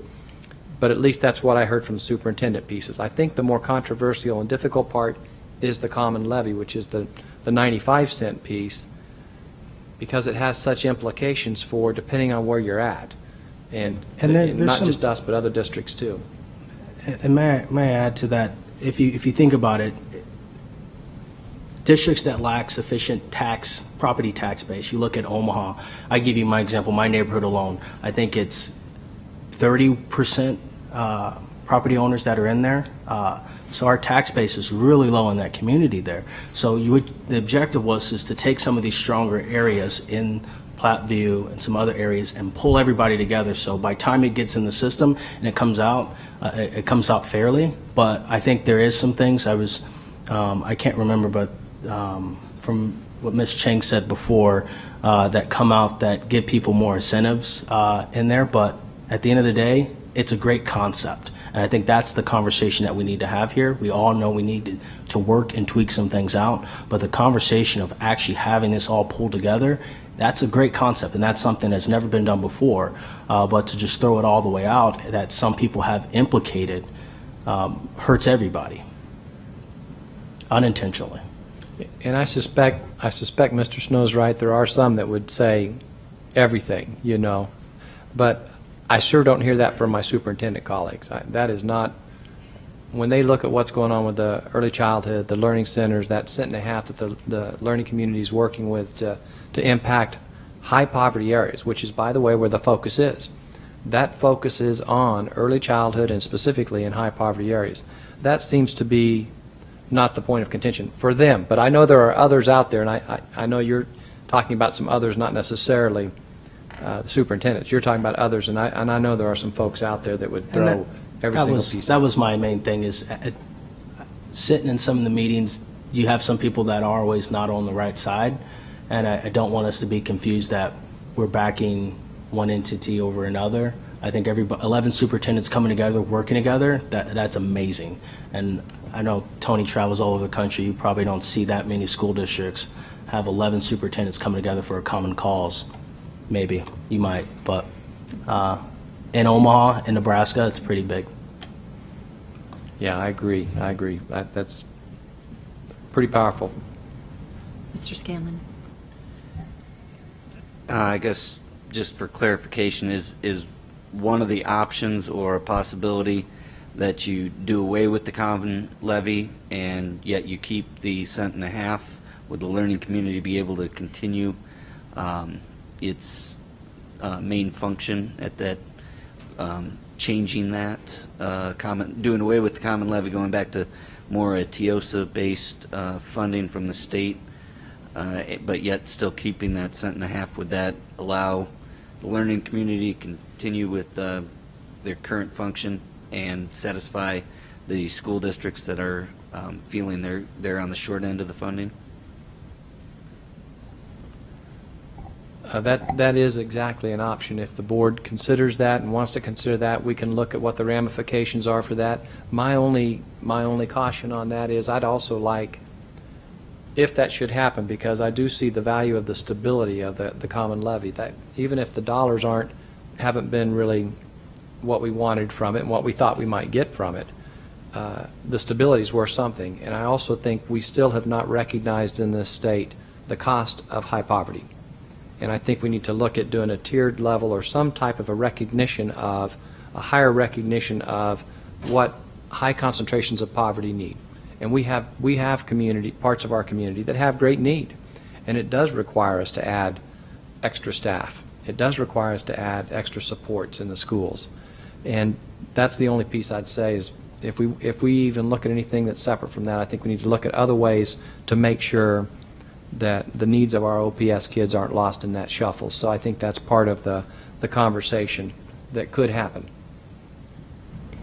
Ms. Underwood. I just wanted to reread this because I hear the same thing that Mr. Snow hears. It's like we're trying to steal money from our neighboring school districts, and really it's the vision of this. So I'm just going to read this quote word for word. What we are trying to do here is establish a regional tax base and common levy to direct more funds for the education of high poverty students, and that's what it comes down to. It's not about OPS being selfish. I think people forget that we have a 74% free and reduced lunch percentage, which is almost twice what some of our neighboring districts, the next highest neighboring district has. I think it's like 3 times. Okay. So there's exactly like Mr. Snow said, if the success of the surrounding districts depend on the success of OPS, just like the success of the surrounding communities depend on the success of Omaha. So I just wanted to reiterate that. One other thing that I wanted to point out, if I can find it here, is in the discussion of creating more socioeconomic diversity, there was a specific point where they talk about how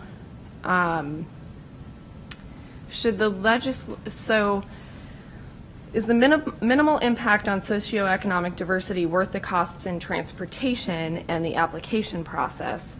And then it goes on to say, should the legislature be looking at city housing policies, health initiatives, job programs, transportation systems, and other non-school related variables of poverty for possible changes to break up pockets of poverty within the learning community? And I think that this is huge when it comes to the impact on schools. And I would love it if our fellow school districts and us would get together and advocate for those things at the legislature level.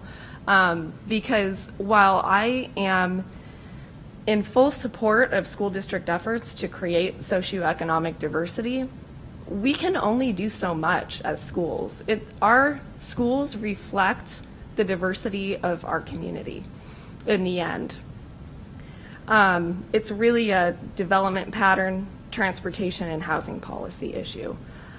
So that's another thing I wanted to note.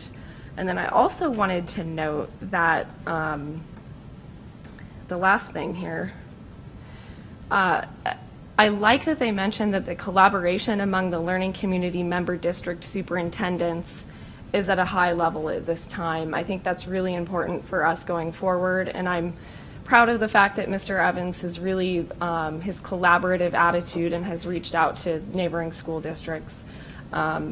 So I think this is a great time to collaboratively look at this with our fellow school districts and only make this better, hopefully for everyone, but definitely keep it in place. That's it for me. Mrs. Fay. Thank you to Mrs. Underwood for bringing up those really great points. And I just agree with everything you said, and you said it so beautifully that I won't bother to restate it. But as we, as a board, decide what it is we're going to recommend to Mr. Evans to take back to the other superintendents, I think it was really important that you quoted Senator Rakes in here, and unfortunately we can't have Senator Rakes come and talk to us, but there are people, Senator Ashford and Lorraine was there at the beginning of not during the creation, but she was one of the first Learning Community Coordinating Council elected representatives. And I think that understanding that historical perspective could be really helpful to us as we make a recommendation to Mr. Evans. The one thing that's remained constant as the legislature has adjusted the learning community has been that common levy.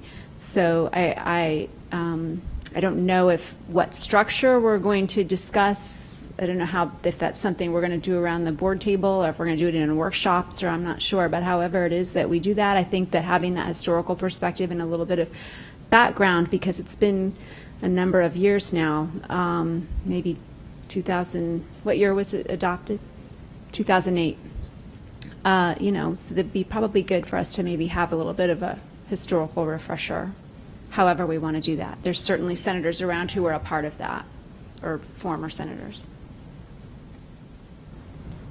Ms. Merica. I also wanted to thank Katie for reading that quote, because I was planning on doing that if you didn't. It's interesting because really the extra learning opportunities and the learning centers are really nice, but the true purpose of the learning community when it was established was that common levy. That was the idea was, Omaha has the higher pockets of poverty. We have the lower property values in the metro area. We have the most amount of land that's TIFed. We don't receive any property tax revenue on any TIF developments. That has a huge impact on our district as compared to the other districts in the learning community. And so it's really important I think, for us to look at ways that maybe we can adjust or tweak the way the common levy is established. I know the legislature has discussed ways that we can add into TIOSA and recoup that $1 million or so every year that is over $1 million, the money that's lost because of the common levy that the state is essentially getting to keep. So that's what I would really encourage us to look in that direction of, what tweaks can we recommend? What changes can we recommend versus saying, wipe the slate clean, start over, focus on this? Thank you. I think that's a great point on the TIF piece. I had asked the Douglas County Assessor's Office to pull some data for me, and essentially all but one of our sub-districts has a significant amount of TIF, and it's a very large number when we think about that. And so that does have a significant impact on the funding that we would otherwise receive. So I think that and I know Dr. Pohl and I have had a number of conversations about the common levy and the impact, and whether or not now we're starting to see that shift where OPS will start to recoup some of those dollars that were intended in the formula when it was first created, about the same time that we had a recession, which ended up having an impact on why it didn't end up benefiting us in the beginning like they thought it would. So I think that was a good point.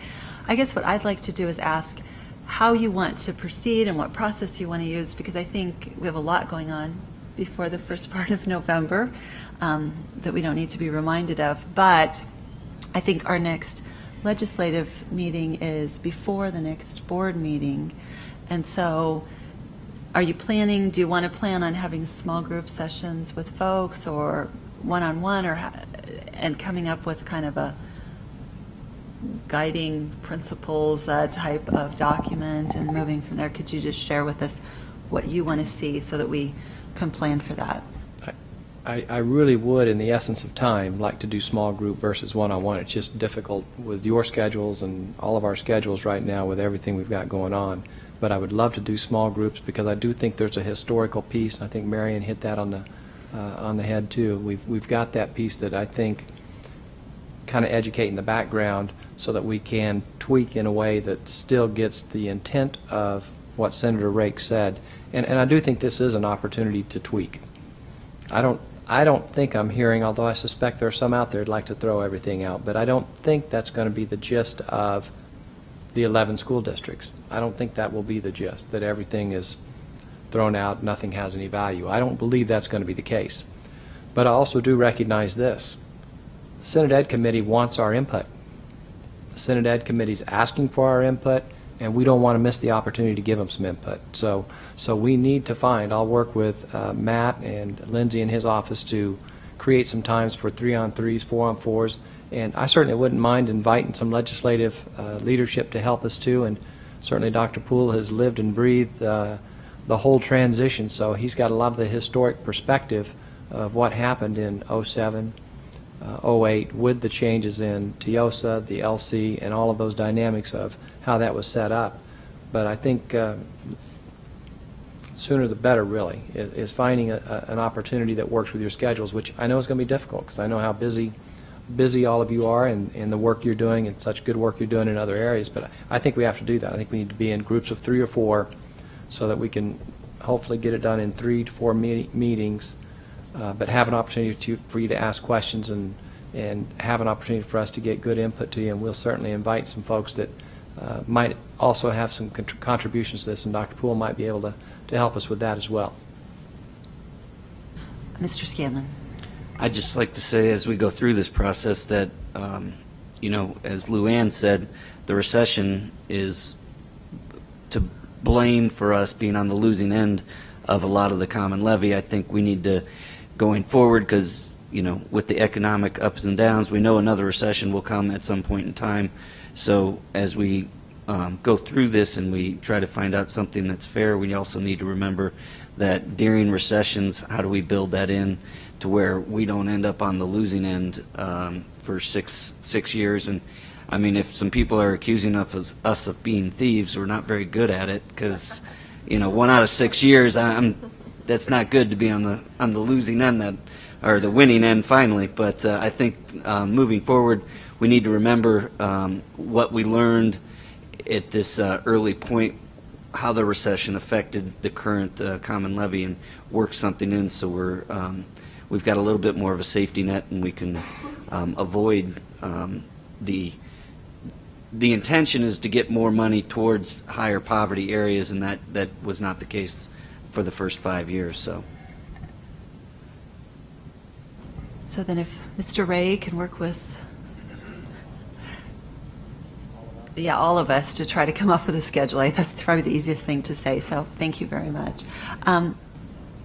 Oh, I'm sorry, Dr. Poole, I apologize. And I'm always just itching to say this, but we hear from so much on the common levy about that we are taking other school districts' property tax revenues. But what people forget is that the common levy, those other school districts are receiving Omaha Public Schools state aid.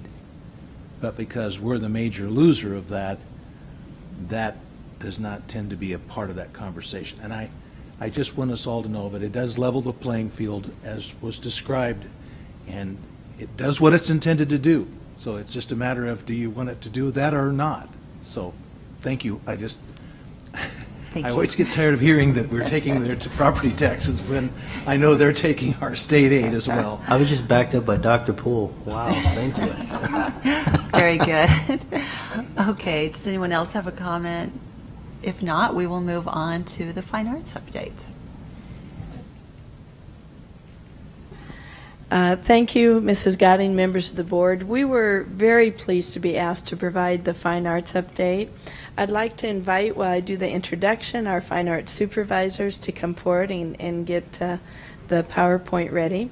We have Mrs. Linda Halsey, our supervisor of music education, with emphasis in vocal music, and Linda's first. After that, we have Mrs. Michelle Johnson, our supervisor of instrumental music. Following her, we have Mrs. Angela Fisher, our supervisor of art, visual arts, and then Mrs. Shelley Erickson, our supervisor of English language arts and drama. And I would like to make one opening comment while whoever's first gets the PowerPoint ready. I guess Linda's up there, so I'll let her Okay, good. Looks like it's ready. But this is a real tribute, I think, to our Board of Education, because in the Omaha Public Schools, we have prioritized and kept a fine arts program and maintained minutes when the rest of the nation is not having fine arts in the elementary schools, not having the music programs, the arts programs. Across the United States, we see entire states without arts education, even at middle school and high school levels. And so I think this is a tremendous compliment. We believe a comprehensive program of education includes fine arts, and this board has supported that belief system. So we're delighted to be able to provide an update to that. We do have in every high school, we have art, we have music, we have dance, we have theater. So with that, my thanks to you, and I will let Mrs. Halsey start us off with vocal music. Thank you. This is a summary of what's happening in the vocal music area. We have a K-6 sequential music curriculum that's evaluated each year with our curriculum-based assessments for each grade at each quarter. Our middle school uses a choral curriculum that is a continuation of music skills from elementary into the middle school choral program and is supported with sight singing assessments. We also have general music with thematic units in our middle schools. The high school curriculum prepares students for the school concerts such as All-State, All-City, District Music Contest, and different collaborations that many of the high schools use with UNL, UNO, and the symphony. We also do a pre-test and post-test of sight singing assessments that are given to all the concert choirs. We have honors music theory and AP music theory offered at 4 of our high schools, Bryan, Burke, Central, and South High School. And of course, we have the IB programs offered at Central High School and Lewis and Clark Middle School. Our vocal staff consists of 83 certificated students, teachers that are K-12. We have 4 music therapists that service the elementary schools. We have 1 high school alternative curriculum program teacher who is certified in music and special ed, and she services all 7 of the high schools. Middle school students participate in general music or chorus. Elementary students have music 1 time a week, and the high school students are offered vocal ensembles and theory courses. Our future plans would be to provide a dedicated music classroom for every elementary vocal teacher. We have many teachers that teach on the cart, which they go into a grade level teacher's room, and they have to take everything with them. It kind of eliminates the ability to have a word wall of academic vocabulary words. It eliminates their ability to move around in the classroom. So that would be one of our future plans for a dedicated classroom. We need to continue the consistency in our middle school programs with our music supervisors. We should have, probably would like to have additional music therapists. We have those 4 music therapists that service 18 elementary schools.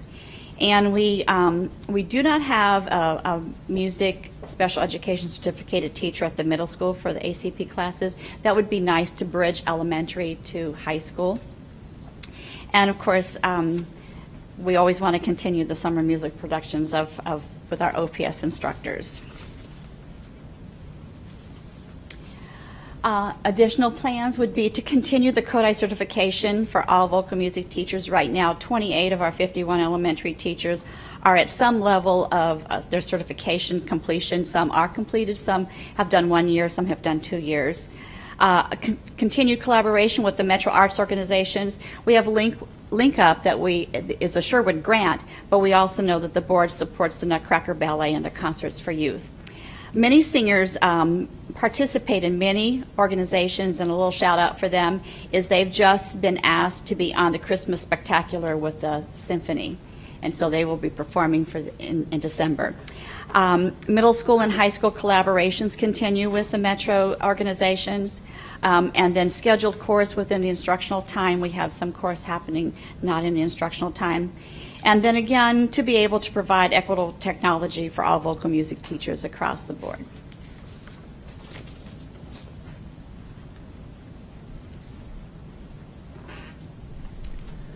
The instrumental music staff is grades 4 through 12 in band and strings. We have a comprehensive sequential curriculum also, and believe it or not, a rigorous performance schedule begins as early as grade 4 with a lot of the winter programs at each of the elementary schools. We offer adjudications for our band and strings in both the middle and high school levels. And we are increasing offerings in guitar and piano throughout the district. And this is really important as it reaches students that have not had the opportunity to be in band or strings. And so they get to experience music. And a lot of times they are our diverse students. We reach a large population of Hispanic students with guitar, and I want to give a shout out to Omaha South. Their advanced guitar program will be performing at our Nebraska Music Educators State Conference in November, and I can send you all an email about that date and time. It will be held in Lincoln. We do have common and formative and summative assessments, grades 4 through 8 for both band and strings. And at the high school, the curriculum is more a performance-based curriculum, and it prepares the students to participate in the school concerts, the marching band events, all-state, all-city, the NSAA district music contests, and all the collaborations that our groups do with the Omaha Symphony and the surrounding universities. And again, we offer honors and AP music theory and the IB programs, as mentioned before. We have 57 certificated instrumental music teachers. Those also include the guitar and the piano teachers, grades 4 through 12. Elementary band receives instruction twice a week, and strings, for 30 minutes at a time. Middle school students receive instruction in band strings at least every other day, although it varies from school to school. And the high school students receive instruction equal to 45 minutes per day. Again, it varies whether they're on a regular 8-period schedule or a block schedule.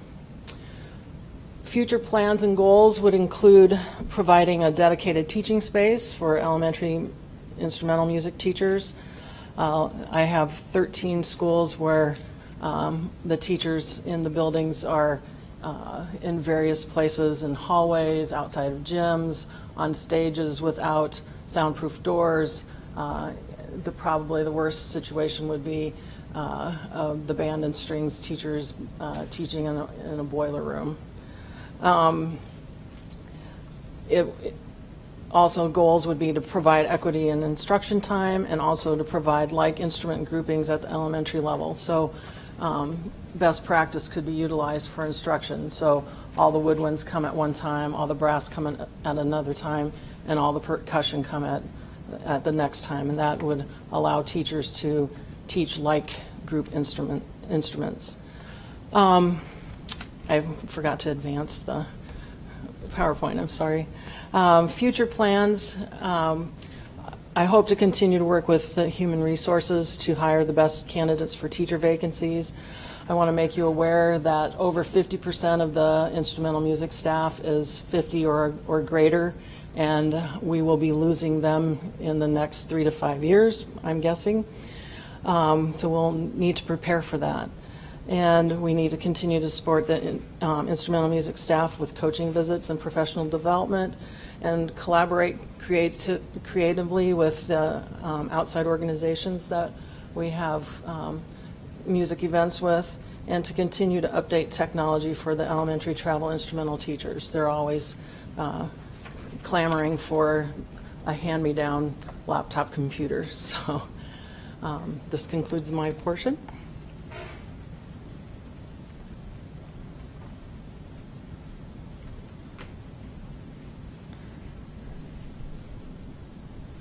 Good evening. Thank you for allowing us to give you an update on the program, and I want to thank the board for supporting the arts and the leadership in the arts as well. As you know, the arts provide a well-rounded education that provide collaboration, creativity, and innovation, communication, and critical thinking. And as Mrs. Fay mentioned before, it reinforces positive behavior and has highly engaged students in all their programs. In our visual art program, we have K-6 sequential and comprehensive art curriculum with curriculum-based assessments that are aligned to the instructional curriculum for each grade level. We also have guaranteed experiences at each grade level, so there's some consistency across the district. Middle school, we have the focus in 7th grade is about personal identity, so we follow conceptual instruction, and American diversity in 8th grade. In high school, the teachers do a very good job preparing students for the Scholastic Art Award and AP portfolio submission. OPS consistently receives 30% of our regional scholastic art, and over the past 5 years, we've had Benson, Burke, North, South, and Central receive national medals at the National Scholastic Art Awards as well. We have AP courses offered at several schools: Benson, Burke, Central, North, and South, and IB offered at Central High School, Lewis and Clark, and Middle School. And we've hosted the statewide competition since 2001. In February, if you notice, the walls are covered with art on every floor except the first floor, and that's the statewide competition. So it's like our track meet for the visual arts. We're very proud of that. We have 108 certified art teachers, K-12, and 1 art therapist, and many of our teachers have received their ESL endorsements through the district. Elementary students receive art at least 1 time a week. Middle school students have art for a quarter, semester, or a year, depending on the school. High school students are offered a variety of courses in drawing, painting, mixed media, applied design, pottery, graphic design, commercial art design, and I apologize, I should have had photography there at the end. Multiple staff members serve on the NATA board. I believe we have 10 staff members that are very involved on the state professional board, Nebraska Art Teachers Association. And we also have presented locally, nationally, and for those associations as well. And one thing we're very proud of is 35 of our current staff members are graduates from OPS. So we do have a strong program, and they want to come back and teach for us once they've graduated. Future plans and goals for visual art. We want to continue the rigor and quality of our art education program, and that would include, hopefully, investigating, aligning with the national and state standards, provide a dedicated classroom, as others have mentioned, to elementary visual art teachers, provide equitable instruction time throughout the district, increase middle school involvement in the Scholastic Art Awards. We don't have 100% participation from middle schools. I know it's with a 6-week course or 9-week course, it might be a little harder. So we're encouraging them to enter and be involved in that competition as well. Continue to provide professional development and allow teachers to have other opportunities at the state level and the national level to go to professional conferences, and provide materials and resources for our staff and students. And finally, increase the number of OPS art staff who belong to NATA. I think we range between 25 and 30 that are members of the state association. One thing that will help increase that is we are hosting the 2015 state conference in Omaha, so a lot of our teachers will be involved in helping present and plan for that. We want to continue the collaboration with Metro Arts organizations, for example, the Hot Shops, the Joslin, El Museo Latino, Ballet, Nebraska, and as mentioned previously from other supervisors, provide equitable technology for all visual arts teachers K-12. Thank you.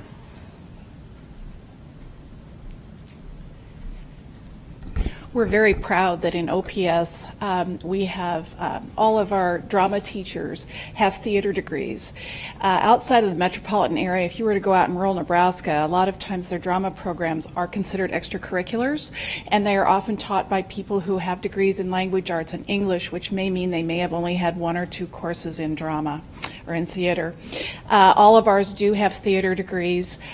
We have programs in all 7 of our high schools and 2 of our middle schools, Beveridge and Lewis and Clark. We are entering what I call the fall theater season right now. Between now and November, all 7 of our high schools will put on either a musical and or a play. It repeats again in the spring, again in about a 5 or 6 week period where they will do the opposite. If they do a musical in the fall, they do a play in the spring. Lewis and Clark and Beveridge, I believe their performances this fall will be in December. If you're ever interested in tickets, please let me know and I can probably hook you up with some.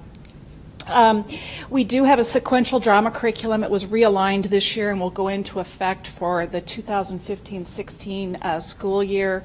One of the things that we have continued to do, and I want to thank support from Mrs. Christofferson and Dr. Kerberg, is we are able to send all of our 7th grade students to a performance of A Christmas Carol in November. So just imagine over the course of 5 days transporting and seating and then getting them back out in the buses, about 3,500 7th graders.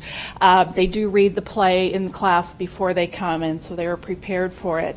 2 other programs that are not necessarily drama, but they are related, are Poetry Out Loud and Louder Than a Bomb. Poetry Out Loud is a program sponsored by the the National Endowment for the Arts, and it's a recitation competition, and a lot of our schools do participate in this, and I know we've even had finalists at the state finals in Lincoln. Louder Than a Bomb is a little more organic.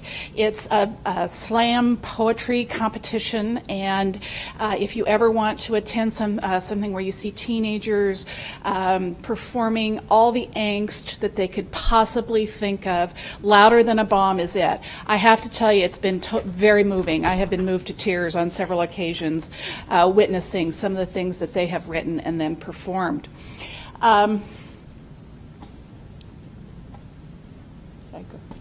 Which one do I go here? Oh, wrong one. I'm sorry.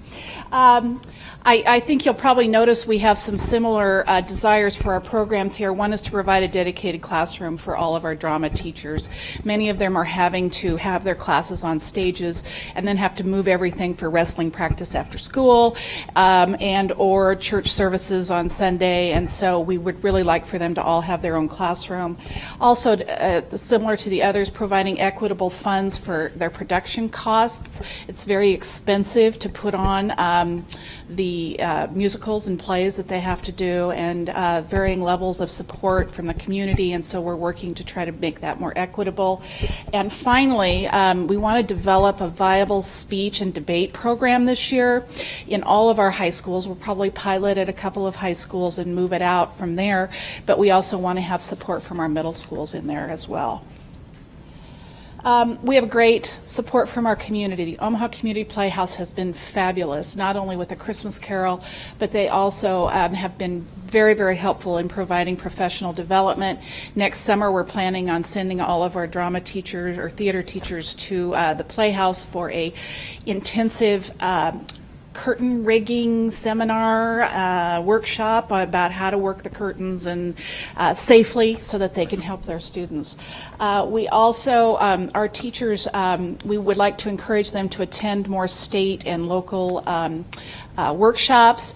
One of the things that our high school drama teachers are doing in December, and this is something they created on their own, they're having a one-day thespian festival at South High School in December, and it is for all of our OPS high schools and our middle schools, and they are honoring female playwrights on that day, and they've done a great job of putting it together and creating a budget, and they're bringing in some local actors and directors to work with our students. It will be a great learning experience for all of them.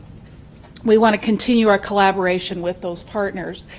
I'll summarize, I think for all of us, our fine arts vision is we really want our fine arts program to be second to none. We're very, very proud that we still carve out the time for this very, very important endeavor. The research shows that students that are involved in the arts do better in school, higher graduation rates, go on to college. Engaging both sides of the brain is good, and the data certainly bears that out. We want to continue to provide that rigorous curriculum for our students, dedicated classrooms, technology, equitable resources for all, and support our teachers as much as we can with excellent professional development opportunities and support. If you have any questions, feel free to ask. Questions? Mrs. Fay. Well, thank you, first of all, to the four of you and Dr. Kerberg and Ms. Christofferson and Ms. Dodson for putting all this together. I know it was a lot of work, and There's so many things to highlight. I was really glad, that's the first I've heard about the festival, so I'd love to get that on my calendar. I think it's great that we're looking at developing our speech and debate program, because when you go around the state, that is a huge thing in districts everywhere but OPS, that they're very competitive in one-act plays and debate and competitive speech. So that would be great to foster that. I love that you mentioned Poetry Out Loud. We had our representative that went to state came and performed before the board this last spring, I think. And then Louder Than a Bomb, also, if you've never been to a slam poetry festival, I highly encourage you to go. Lincoln High actually just made Louder Than a Bomb. You can earn a letter at Lincoln High in Louder Than a Bomb competition, which has a national component to it as well. So, and that was just the theater things. There are really so many things to highlight, and you all know, and maybe most of the board members know, that my own children have been heavily involved in the arts throughout their OPS education, particularly music. So I applaud you for putting this together. It sounds like a dedicated classroom for you all to do your teachers to do their work in. It's way high on everyone's list of priorities, and should be something that the board and the rest and the administration should take note of, that we should be providing professional teaching environments for our fine arts, just like we do for all of our other classes. Mrs. Fisher mentioned student achievement, and Mrs. Erickson mentioned it a little bit as well. And so I want to go back, but at the beginning, during the public comment, we had Mr. Zabillet from Nebraskans for the Arts talk about the state adoption of the fine arts standards, and I think, Angie, you mentioned it as well. Did you look at all in what it would take for the Omaha Public Schools to implement those fine arts standards? Have you had an opportunity to look at that? They're pretty comprehensive. I know several of you, if not all of you, served on some of those writing teams for those fine arts standards. Well, I'll answer a little bit. We did have Debbie Dufresne come and introduce the standards to all of our fine arts, visual arts staff. Talk about who Debbie Dufresne is. Oh, Debbie Dufresne is the director for the fine arts at the State Department. That seat was vacant for how many years? 10 years. And so she took on that role. We're so happy to have a fine arts director at the State Department as of July 1. And so that got the ball rolling, and we adopted the standards in March. And so I know there's a process, and we'll be working with the curriculum instruction and assessment team to determine how that goes as far as integrating our standards for our visual art. Right. So right now, for the rest of the board, and previously in my previous job, I was involved in helping to get those fine arts standards passed at the state level. They are they're all voluntary for districts to adopt the fine arts standards, and so really it's a matter of taking them. They're very well thought out and can be implemented across any size district. They were written by teachers from the very smallest districts in our state through the largest, urban and rural and everything in between. And so they're written in such a way that they are meant to be not easily implemented, but it's possible to implement them with some thought and attention and intention. So I would like the board to perhaps look at that, what it would take to, or really the staff, I guess, to look at what it would take to implement those fine arts standards in our district. They're not required at this point. And then, the other thing that I think I would like to hear more of is being able to tie fine arts to high student achievement. And you talked about it a little bit, but there's such solid research now, and it's no longer just anecdotal, it's actually hard evidence that ties student achievement to participation in the arts. And it's not just some participation, but there's a direct positive correlation. The more arts that you participate in, and in particular performing arts, then that has a direct positive impact on student achievement.